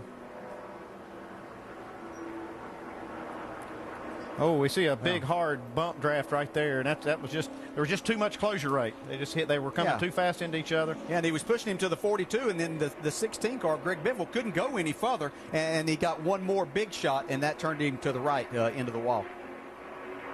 Biffle at 190 plus miles an hour with that Ford Fusion comes across and just catches the right rear fender of John Wood. As we ride on board now with the 90 car of Stephen Light and see his point of view. Go low here, bud. Go low. Good job, man. Good job. All right, talk to me when you get a chance. Just a little. Oh, John Wood just can't catch it, Wave him off. John Wood was one of those cars laying back with Dale Earnhardt Jr. and Bobby Labonte and those guys. He'd been back in that other pack, and it looked like he had just kind of started making his move to the front, and then gets caught up in somebody else's wreck. Well, there's an example that my deal doesn't work all the time either, so you just never know when it's gonna happen to you, and it is unfortunate for John Wood. That team is working extremely hard. I think the world of the Wood family, and John does have a lot of talent, but he just can't seem to be in the right place at the right time here recently. All right, here's Shane Huffman, who is our Aaron's Lucky Dog Free Pass Award winner here. He will get his lap back. He is the first car one lap down here as we work the 5th caution flag of the afternoon, the U.S. Navy Chevrolet, and he will get back his lap that he was behind the leaders. Yeah, this is going to be a huge break for Shane Huffman because he's got a fast race car, and now he's going to be able to get up here and race him. Pit road is very busy right now, Mike Massaro. Mike Bliss comes in running second. What a run for him. He started 31st. Problem, though, they still do not have third gear. This was a blessing to have the caution come out here under yellow so they can pit. They can get off pit road a little quicker. Jamie. Kevin Harvick came in, 1 can of fuel, no tires, guys. He says his foot hurts from pushing the throttle for so long. Dave. Dale Earnhardt Jr. on pit road for 4 tires, but he may have a hole in the radiator because of debris. Don't see any water underneath, but water pressure going down. Alan. Fuel only for Casey Mears. Interesting because his left side tires were put on the car at lap 27, and he's going to go to the finish at 117 on those same tires. I'm all right. It was unfortunate. You know, we had a really good car, 3M Fusion car, and Eddie and the guys just built me a great car for here, and it's just tough. You know, it's bump drafting's a big issue, and unfortunately, you have to use a little bit of common sense when you're bump drafting. That if you're going to push the guy in front of you that's against the guy in front of you. You almost have to see through the car and see if he's against that guy, because all day that's what you have to be careful of is pushing the guy. You don't really run a risk of pushing the guy too hard when he's by himself. It doesn't matter. I pushed the 66 out in the lead and he pushed me, but when you got two guys against each other, that's when the accidents always happen. And I just got shot out of there like a bullet, but from behind it's unfortunate. Glad you're okay. All right, green coming your way. Let's go full throttle. Clear by a half. All good. That bull better not wreck you. Come on, they're good. I'll let you know when we get a gap. We'll start picking through here one by one. Nice and smart. Right, your track. Still all clear. Inside, back, inside. And The 8 car off the pace down below the apron, Dale Earnhardt Jr. You heard the pit report a moment ago that he might have a hole in the radiator from debris on the racetrack. Dave. That is not the issue. The water pressure was okay. Broke 3rd and 4th gear, he believes. You can't win a race at Talladega that way. Only has second. Only has second gear. If I can make it, I will get him somewhere. So the streak for Dale Earnhardt Incorporated, 4 in a row between him and Martin Truex, will end today, as Truex's car has been eliminated, and now Dale Earnhardt Jr. with less than 25 laps to go heads to the garage area. Here's the battle up front. Kevin Harvick trying to hold off the rookie Juan Pablo Montoya, and there's an up-close personal view of the Charger for Montoya. He picked up one thing about drafting in a hurry, and that's the closer you can stay to that car in front of you, the faster the two of you are going to go. And they've pulled out to a 5 or 6 car length lead right now. Yeah, one problem with getting too far out here, though, just being 2 cars running together, it's going to be, you're kind of be a sitting duck for these guys if they get lined up behind you. It's going to take him a few laps to run these two down, because the 42, well, he's got a little bit of distance there now, but he's able to stay. He gets off the corner so well, he's able to stay so close to that car that it really makes it difficult for these guys to run him down, although they will here in just a couple of laps.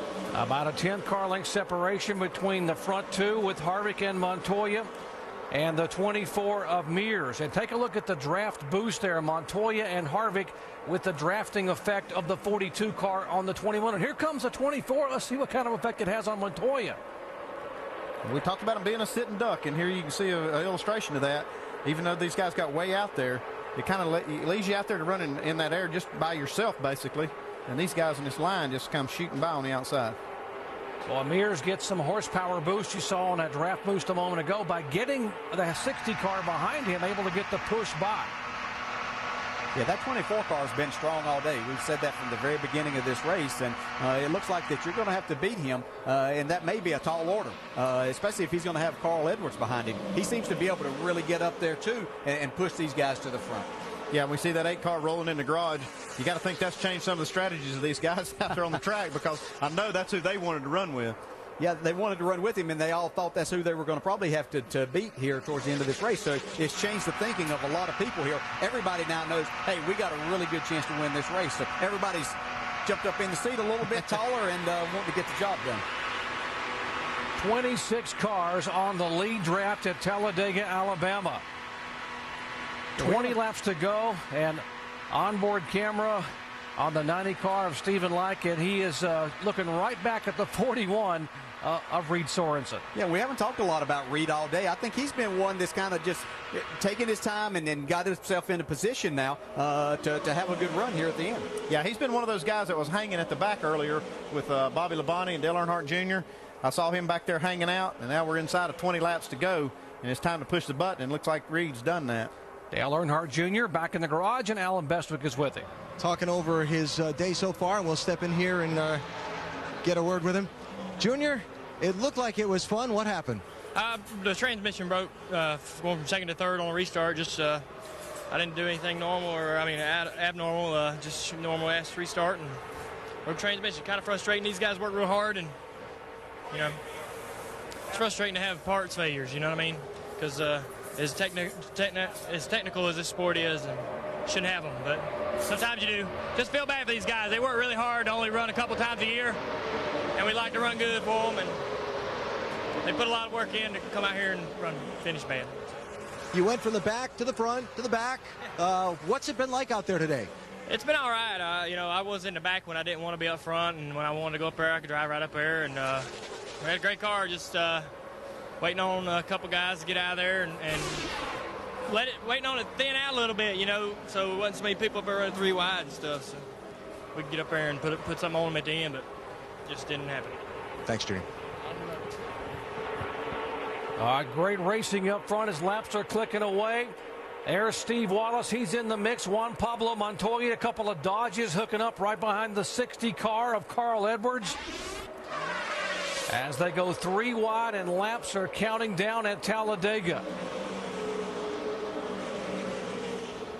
Juan Pablo Montoya wants to win on an oval. He finally led on an oval 1 week ago, but his first win of the year came in Mexico City on a road course. We got this one out of the way now, and you know, the next one we need to win in an oval. I want to win in an oval. You know, that's where we need to be good.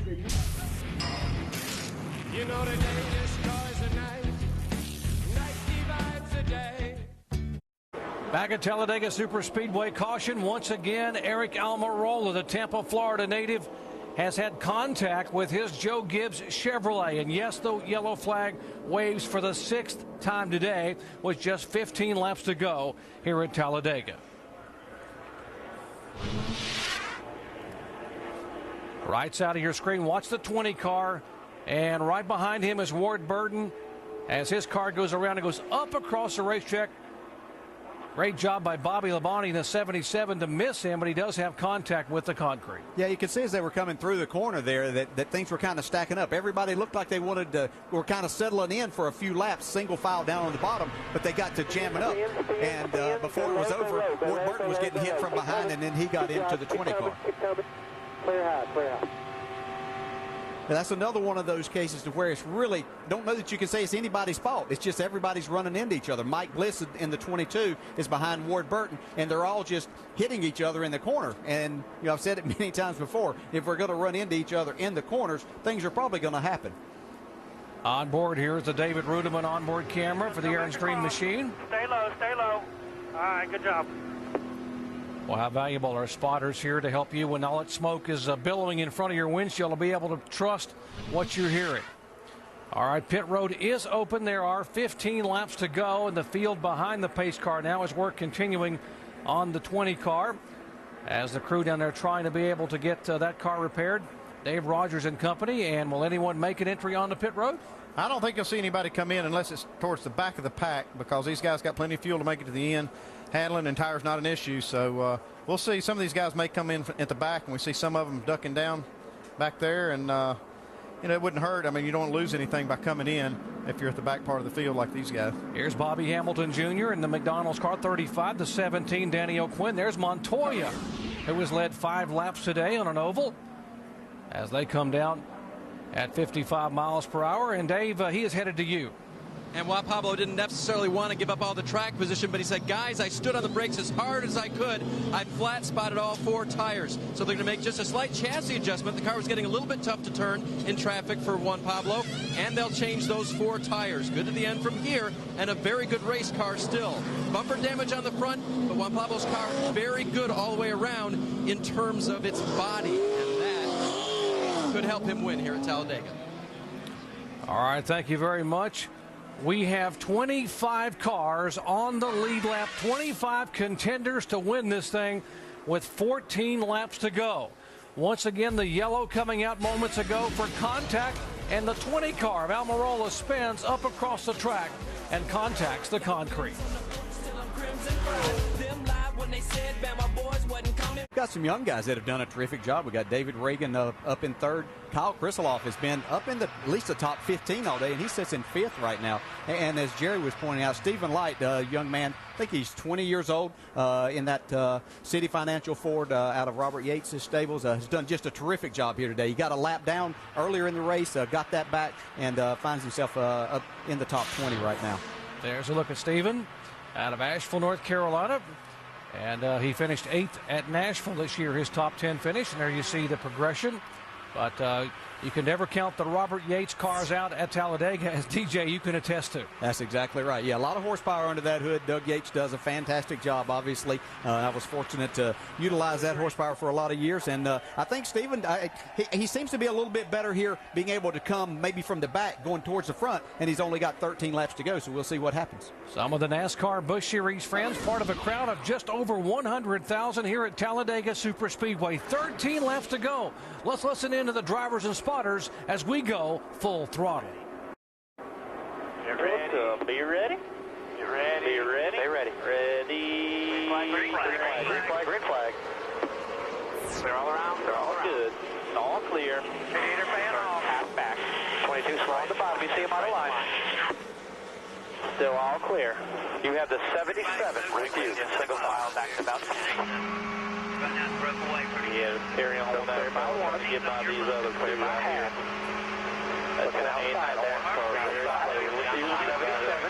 Clear to 28. 77 clear.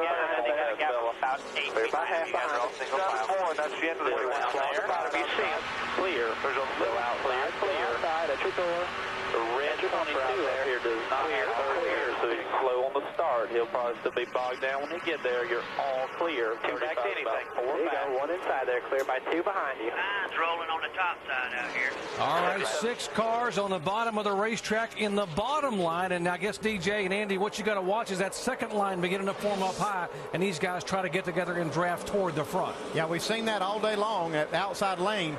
After they run a lap or two, starts to get some momentum, and these guys running the bottom, they're doing a real good job with it right now, but they got to keep one eye peeled on that top side. Yeah, you know, they've run 106 laps now, and they're pretty much out of patience. It's time to go. They realize this is their chance to win, and literally any of these guys in the top 20 could win this race, so they're not giving much ground right now. They're going to find where they can go the fastest. They'll get them to the front. Excuse me, they had patience when the race started? Is that what you're saying? Like, yeah, they were supposed to, okay. And most of them were trying to show that. But we see them fanning out here now. This is going to be a very exciting finish, and Casey Mears has a fast car, but he's going to have a hard time holding these guys back. Yeah, we saw the 9 car almost like he got shot out of line or pushed out of line right there on the backstretch. All right, this beautiful panoramic view of this race at Talladega, courtesy of the fine folks at Goodyear, helping NASCAR fans get to the finish line for the past 25 years. And what a finish we should have here at Talladega. Casey Mears trying to hold on right in front of Kevin Harvick. It's a pair of Chevrolets in a great run by David Reagan, rookie driver, who set on the pole at Texas, got his first top 5, and now he's hoping to be able to get a shot at getting his first Busch Series win. He's in the 6 car. Last week's winner, the 2, that is Clint Boyer. It's been all fun and games up to this point, but these guys here now got 10 laps to go, and I'll tell you, they're not going to be playing games now. They're going to be playing for keeps. Okay, here comes the high line, the 60. Top of your screen, that's Carl Everett, Casey Kane behind him, the Dodge of Sorensen, then Montoya, as this line now begins to pedal their way up toward Casey Mears. Yeah, Casey Mears is going to have to play some defense now if he's going to keep this lead. He'll have to watch that mirror, and that car's moving around behind him. He's going to have to keep those guys lined up right behind him. Yeah, we see him, somebody's pulled out here, and that's Clint Boyer in the 2. He saw this draft coming. I'm sure his spotter told him, hey, these guys, this outside line's coming. This is your chance to get up there and be that first guy on the outside to try to take the lead. Courageous move by Clint Boyer. He got up in front of the 60 car of Edwards and Casey Kane and Montoya, and now those guys beginning to reel them in. A moment ago, we saw the differential in speed, and the high line was about 1.5 miles an hour or 2 miles an hour faster than the inside line. Yeah, we've been seeing that on the backstretch, especially when these guys on the outside lane kind of run. It's almost like they're running in a little bit of a vacuum. When the inside line pulls down and they open up that outside line, it's almost like they're running in a little bit of a vacuum. Yeah, the problem that they're going to have on the outside line, and these guys that are back 3 or 4 cars deep are going to not be quite as patient. They're going to want to try to either go to the middle or even make a third lane on the outside of there. And so then that's going to slow them down because they don't have that push. You can see right now the 2 car has nobody helping him whatsoever. His best bet probably would be to dive down in there, but he's lost that now as Ward Burton takes that spot away from him. And they can't seem to get organized in that outside lane like they were earlier. Whoa, contact. Stephen Wallace gets sideways. He is tapped from behind. And this is the one no one wanted, the big one late, and Stephen Light has nowhere to go head on into the 41 car. There's the 90 car of Stephen Light, who's having such a great run, as the 41 car of Reed Sorensen got spun around. And looks like the 66 car of Stephen Wallace might have gotten a little tap. His car abruptly turned sideways, and boy, that Stephen Wallace cannot catch a break either. They have had miserable luck the last 3 or 4 events. And here's our in-race reporter in the Aaron's Green Machine, and there's the Dodge of Stephen Wallace. Says heavy damage on the front and rear. Reed Sorensen's Dodge for Chip Ganassi Racing. A lot of good race cars torn up in this wreck. From the Goodyear blimp, watch the 66 car.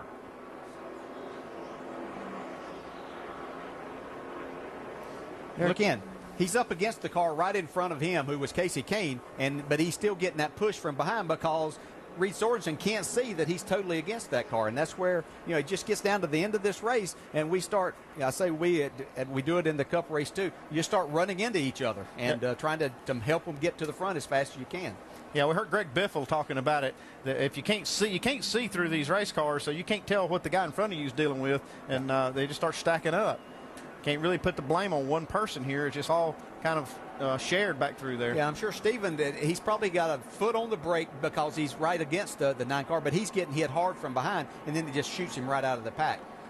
But we've been fortunate all day that we haven't really had very many cars involved in these accidents at a time, but we got down to the end when it was time to try to win, and people like Stephen Light, unfortunately, that weren't even a part of the beginning of this get involved. Well, at least a half a dozen cars damaged in this big one here with less than 10 laps to go. As you're right on board with Stephen Light in his City Financial Ford, let's watch what he saw just a moment ago off of turn 2. This is why I'm hot. This is why I'm hot. This is why I'm hot. This is why I'm hot. I'm hot. View of the entire incident as you look down. He'll get out of control, and you can watch as the demolition derby unfolds. But note the 10 cars that escaped the damage. Watch as the cars get out of the way. Juan Pablo slips through. And we have got 10 cars that are going to be in a dogfight coming down to the end. And our top 5, Casey Mears. Can he hang on now? The race has been red flagged, and there you see they bring him to the stop, turn him loose, green, white, and then, of course, we'll have the checker. So they never end a NASCAR race under caution. Now, there's Mears, and note Kevin Harvick. He has been a constant winner through the years in the Busch Series. Right there, David Reagan, Kyle Krisloff, Ward Burton, Butt, Boyer, Stewart, Labonte, Edwards, Montoya, all ready to stalk if they can get organized. And Dave, you've got a story on Juan Pablo. Yeah, and Brent, after that last caution when he had to pit for flat spotting his tires, he restarted in the 24th position, has worked his way all up to 2, 4, 6, 8, 10th position. Right in front of him, Carl Edwards, who he's been racing with throughout the day. He wanted Carl and his spotter to know how they might race to the front near the end. Here's what he said. You should tell the 60, say to the 60. I know he let me draw about 4 times today, but I'm still going to push the hell out of him. Okay, Carl left me dry earlier, but I'm still really going to push. Now, one thing that Carl's people radioed back and gave back to Montoya's folks was, my bumper's a little bit askew. You need to hit me square if you're going to push me, or you'll spin me out. So a lot of communication going on with a couple of guys trying to get back to the front. Jamie? Well, one of the Busch Series regulars talking here, his owner here, Robert Yates, watching what happens. Stephen, another tough break for you guys. I talked to you before this race. You said it's definitely not performance, it's just bad luck. What happened there? It looked like somebody got into somebody, and when I looked up, I saw the 59 car spinning around, and I slowed up and tried to go left or right of them, and I couldn't. I had cars on both sides of me and ended up having to run into them. And I thought it was okay, but then something locked up on the left front, and I hit somebody else because I couldn't see. There was oil over my shield, and then I hit the inside wall, and just bad luck for this team. This City Financial team has worked their butts off all the end of last year, off season this year, and we've had some good runs going like today, been in the front or been in the top 10, and just can't put it all together. Something like that happens every time. We can see how hard the drivers are working, guys. Beads of sweat rolling down. Mike. It was a promising day for Steve Wallace, but just not meant to be. Steve, what'd you see? I don't know. I was just driving right along. I was running about 7th. We were 3 wide. I was in the middle and just got hit from behind, got turned around, and then just all hell broke loose. The whole field wrecked behind me. I don't know what happened. Just driving right along there. We could start to see the intensity level picking up here a little bit. Could you sense that this might happen? Oh, yeah.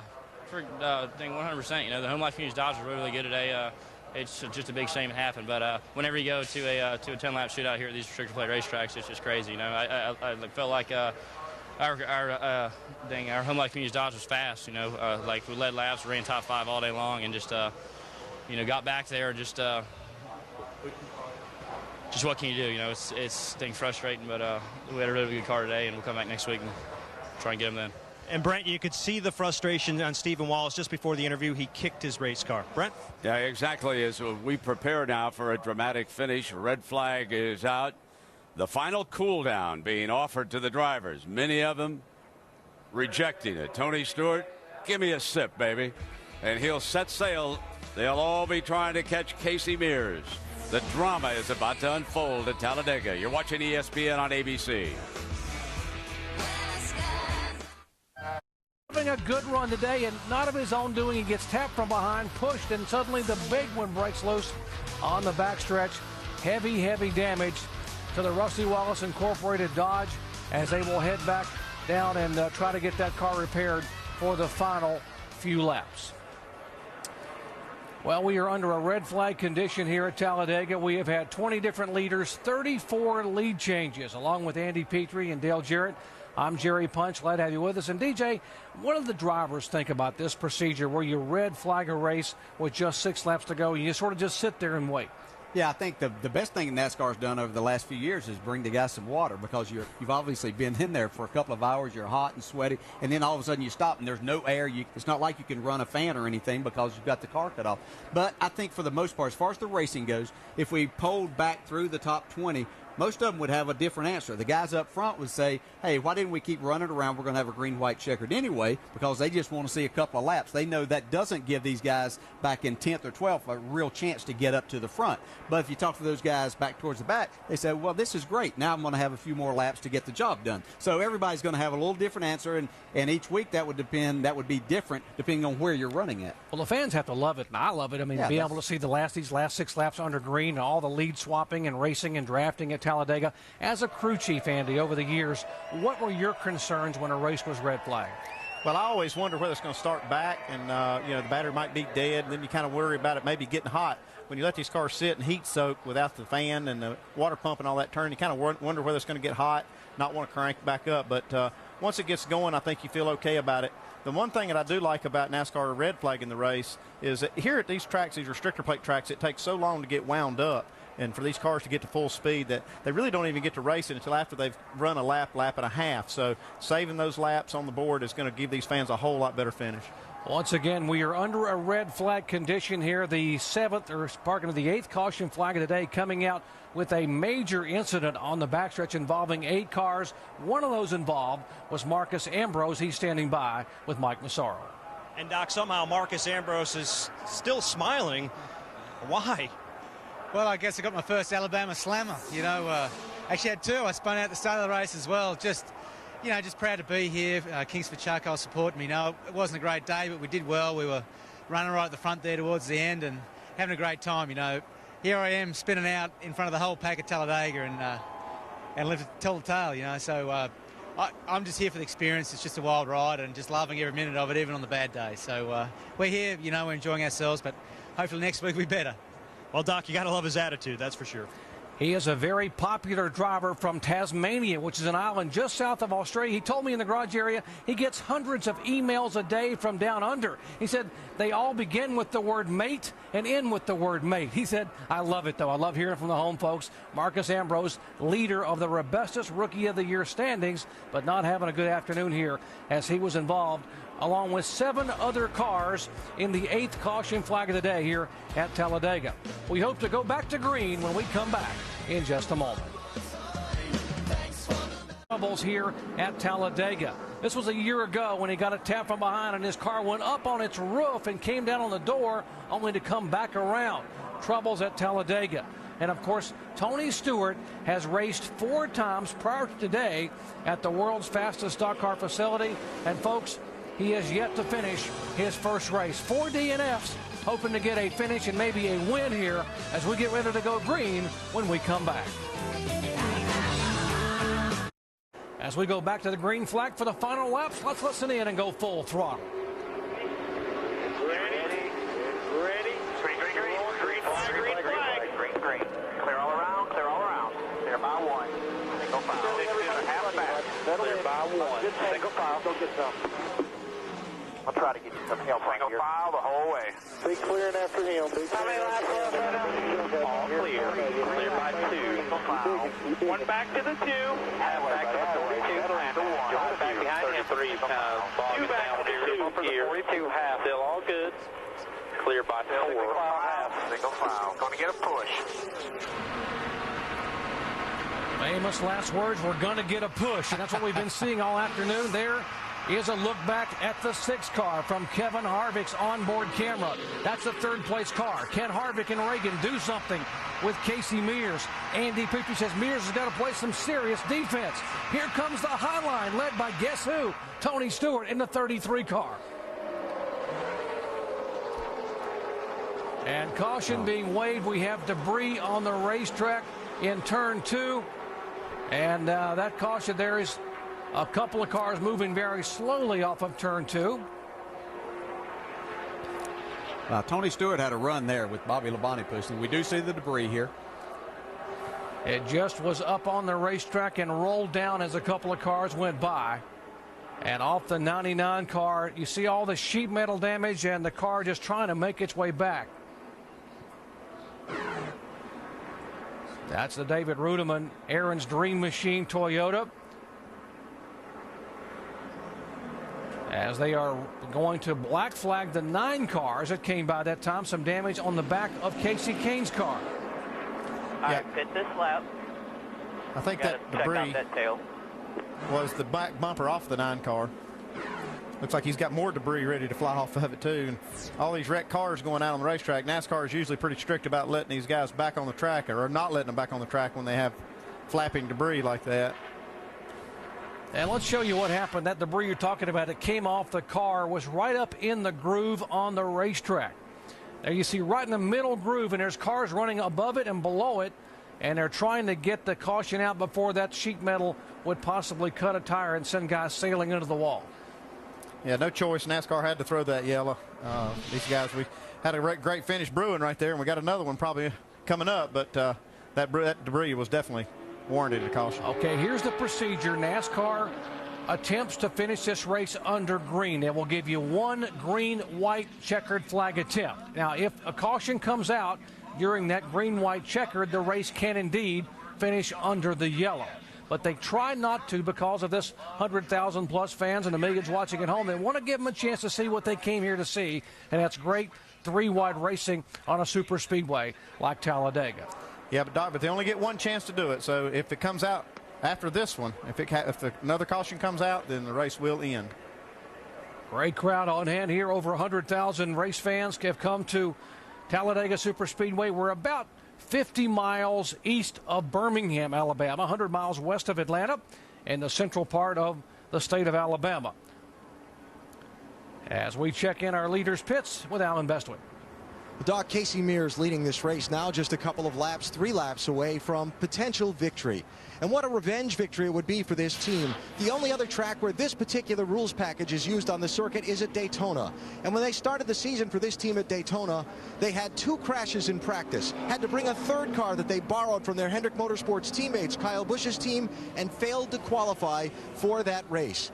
Chad Walter, the crew chief for this team, told me they have spent the months since Daytona in February working hard to rebuild their fleet of cars for these restrictor plate tracks. They had none then. They have 3 now. Chad told me on Friday he thought they could win today. They're a couple of laps away from having a shot at that, but boy, they've got some work left to do. Exactly, Alan. Great story. What a wonderful comeback for that 24 team that worked so hard at Daytona. This was the very first of those 3 cars that they damaged down there. They wanted to get it fixed and bring it back and let it go to victory lane here at Talladega. For more on the 33 car, let's check in with Dave. And, Jerry, we have talked about his off-track issues this week. How about his on-track issues? That car jumped out of gear again on the previous restart, not the one we just had, but the one before that. So that's a concern. He's got a repaired race car that works pretty well. And one more thing for Tony. He cannot race on the outside. Where did he go on that last restart to pass and go for the win? The outside. He's been telling his crew, one thing I can't do is go high. Well, he gave it a try, and with his teammate Bobby Labonte pushing, he may have a shot on that outside line.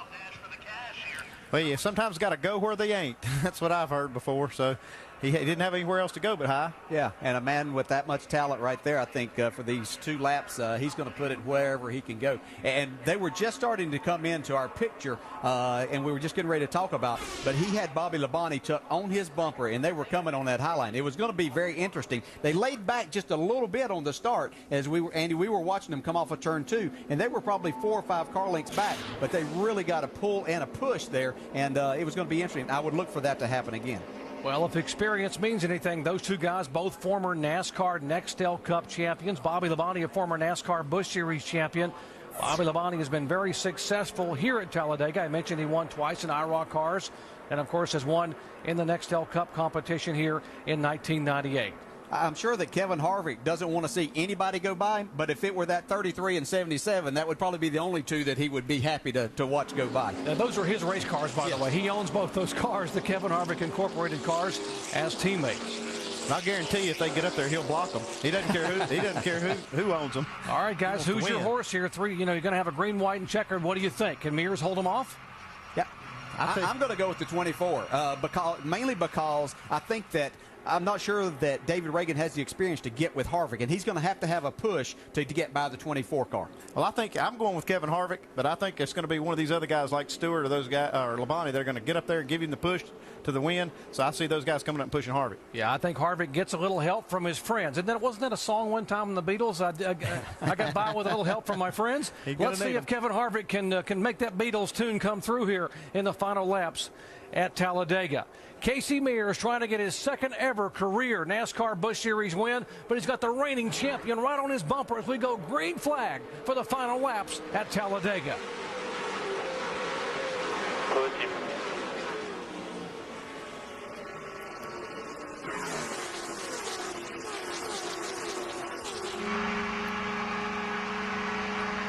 It'll be white flag this time by these drivers.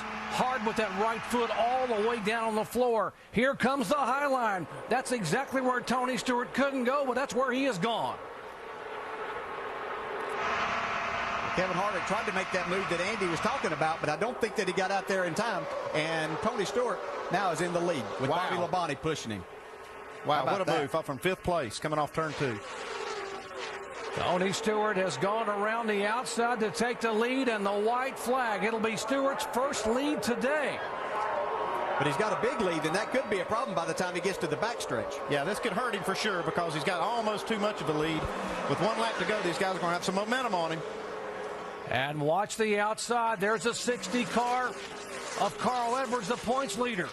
Stewart now gets a help from the 77 car of Bobby Labonte. Mears is there, but let's see if the high line works again. But this time it is Harvick and Edwards.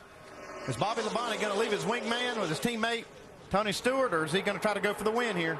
We see Steen coming out of the car, out of the 77 car, tucked right up behind Tony Stewart. And Harvick is now getting a little bit of a push from the 42 car. That's how close it is with Montoya right behind Kevin Harvick. Does he have enough time to get there? Tony Stewart with a push from Bobby Labonte. Mears is 3rd. Reagan is 4th. Here comes Labonte on the outside. They come to the tri-oval. Remember, the start-finish line is here. And he gets it. And what a run by Bobby Labonte. What an effort by the former Cup Series champion and Busch Series champion. Well, look, that car's overheating. What a great move. I didn't think that was really possible, that you could just pull out and pass somebody that you were pushing. Yeah, boys. He just laid in the weeds all day. How about that guy? And here he comes. Yeah. Well, you got to get, I mean, he has so much experience and he's been through a lot of things here. And that's exactly what this package that these Busch cars run, what it brings to the racing. You just don't see that a lot, Ed, but textbook slingshot pass right there coming to the checkered flag.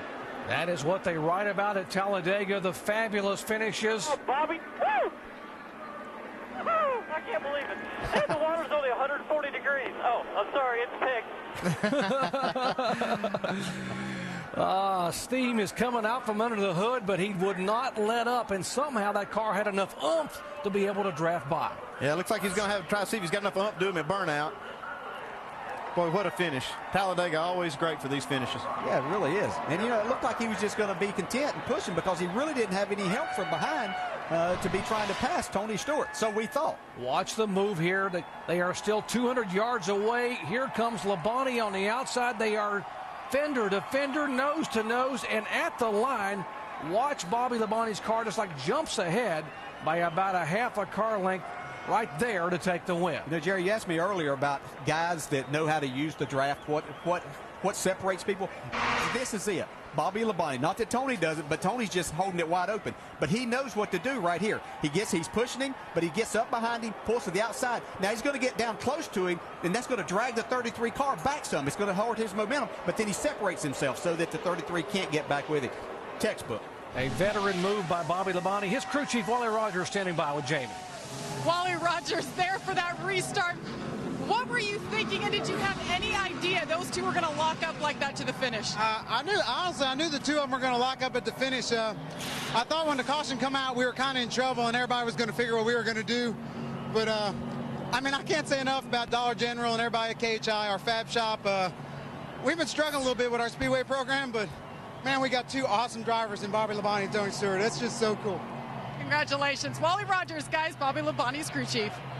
Bobby Labonte's last victory had come at Darlington back in 1998. It was his 6th start of the year, and what a performance from the back of the pack. Let's check in with Dave. And sneaking in to see Tony Stewart right now, talking to Rick Corelli from KHI and also to Dan Stillman, his crew chief. Well, if you had to finish second, is that an okay way? That's an awesome way. That's our first 1-2 finish for Kevin Harvick, Inc. And man, I'm so proud of Bobby Labonte. I mean, if it weren't for him, we weren't going to get out there anyway. And he pushed me for 2 solid laps there to get us to the lead. And I have to admit, I didn't see it coming, but I mean, he's the one that taught me everything I know about Cup racing. He was my teammate at Joe Gibbs Racing, and I'm proud to have him as the teammate here at Kevin Harvick. I'm ecstatic. I mean, the Old Spice guys did a great job. I didn't think we had a car that could win the race by any means, but we kept getting up there and getting in the mix. And man, my teammate was, he probably melted that thing down. It was pushing water the last 2 laps, but I'm proud of him. That was an awesome run for us. Yep, he said the water was pegged. This car almost won as well. A great run today for Tony Stewart. Jerry? Well, you love to see that when teammates have that much fun, DJ. You had a lot of fun over the years with your teammates, but everyone knows that Bobby Labonte is one of the most popular guys in the garage area. No doubt. Just a class act. I mean, he does everything right on the racetrack, off the racetrack. True champion for our sport. And he's just going to run this thing till it runs and quits. But that's just great to see. And it shows when you get that kind of admiration from a driver like Tony Stewart, who doesn't like to lose, but didn't mind that happening today. Yeah, and I'll tell you what, I bet you I know where you can find Tony Stewart here in about 15 minutes. I bet he'll be in the media center doing an interview. Well,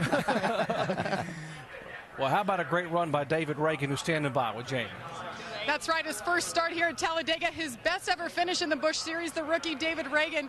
David, you kept it down there on the bottom the entire race. How did you do that and hold off all these veterans? I don't know. I was just telling my crew chief, Mike Kelly, I said I couldn't beat on them anymore. I'd bust the radiator off. But, man, this discount tire Ford Fusion was so fast today. And, you know, it's just a pleasure to drive for everyone at Roush Fenway Racing. We've had some ups and downs, but a good, strong point today. And, you know, what a fun race. I'm looking forward to tomorrow.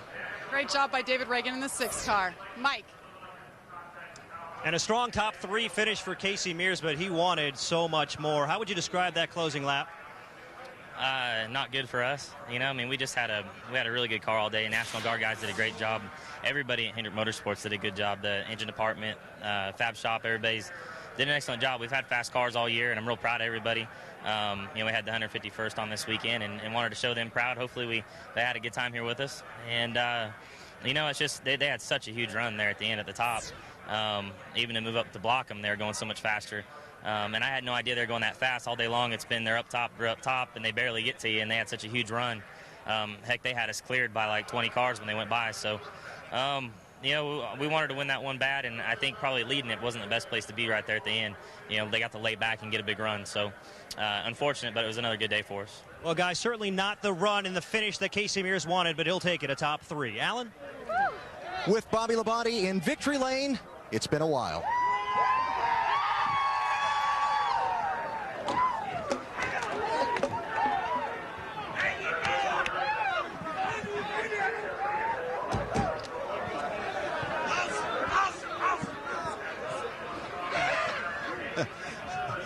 Wow. Bobby, congratulations. Tell us about those last 2 laps. Oh, I tell you what, I saw Carl coming on the outside, and Ward, I don't know if he went up there or not or didn't want to go. And, man, I just had a run on Tony. Well, you saw it. I just stayed glued to his bumper the whole time. And, you know, Eddie was telling me how far we were ahead of the 24 car. So there at the end, I just wanted to make sure that we didn't get side by side before I let him catch up. And I took off the right on the outside of him, and I said, I can't believe this thing's going to go and pass him like that. So, just thanks to Kevin and all the guys at Kevin Harvick, Inc. and this Dollar General. Chevrolet did pretty good today. It's been a while since you've been in victory lane. What are you thinking? Oh, this is cool. This is good. I got me another flag. The motor blew up. I didn't blow it up, but it blew up because I done hit Carl Edwards once so hard run about 280 degrees the last couple laps. So thanks. Good job, buddy. Yeah, and me and Tony were just kind of drafting there for a while. How about that, bud? Man, if anybody had to go by me, I sure as hell would rather be you. Thank you, bud. Thank you. Well done. Thank you, teammate. Good job, pal. All right, buddy. Thanks. Awesome. Congratulations. Thank you. Thank you. All right, what a great 1-2 finish for teammates. Tomorrow, the NBA playoffs continue with 2 Game 4s. It's the Bulls versus the Heat, followed by the Suns taking on the Lakers. Coverage begins at 12:30 p.m. Eastern Time on ABC. Now stay tuned for ABC's World News or your local news over most of these ABC stations. Once again, Bobby Labonte wins the NASCAR Busch Series race at Talladega. Labonte, a 1-2 teammate sweep for Kevin Harvick Incorporated. For our entire ESPN race team, I'm Jerry Punch saying so long, everyone, from Talladega Superspeedway.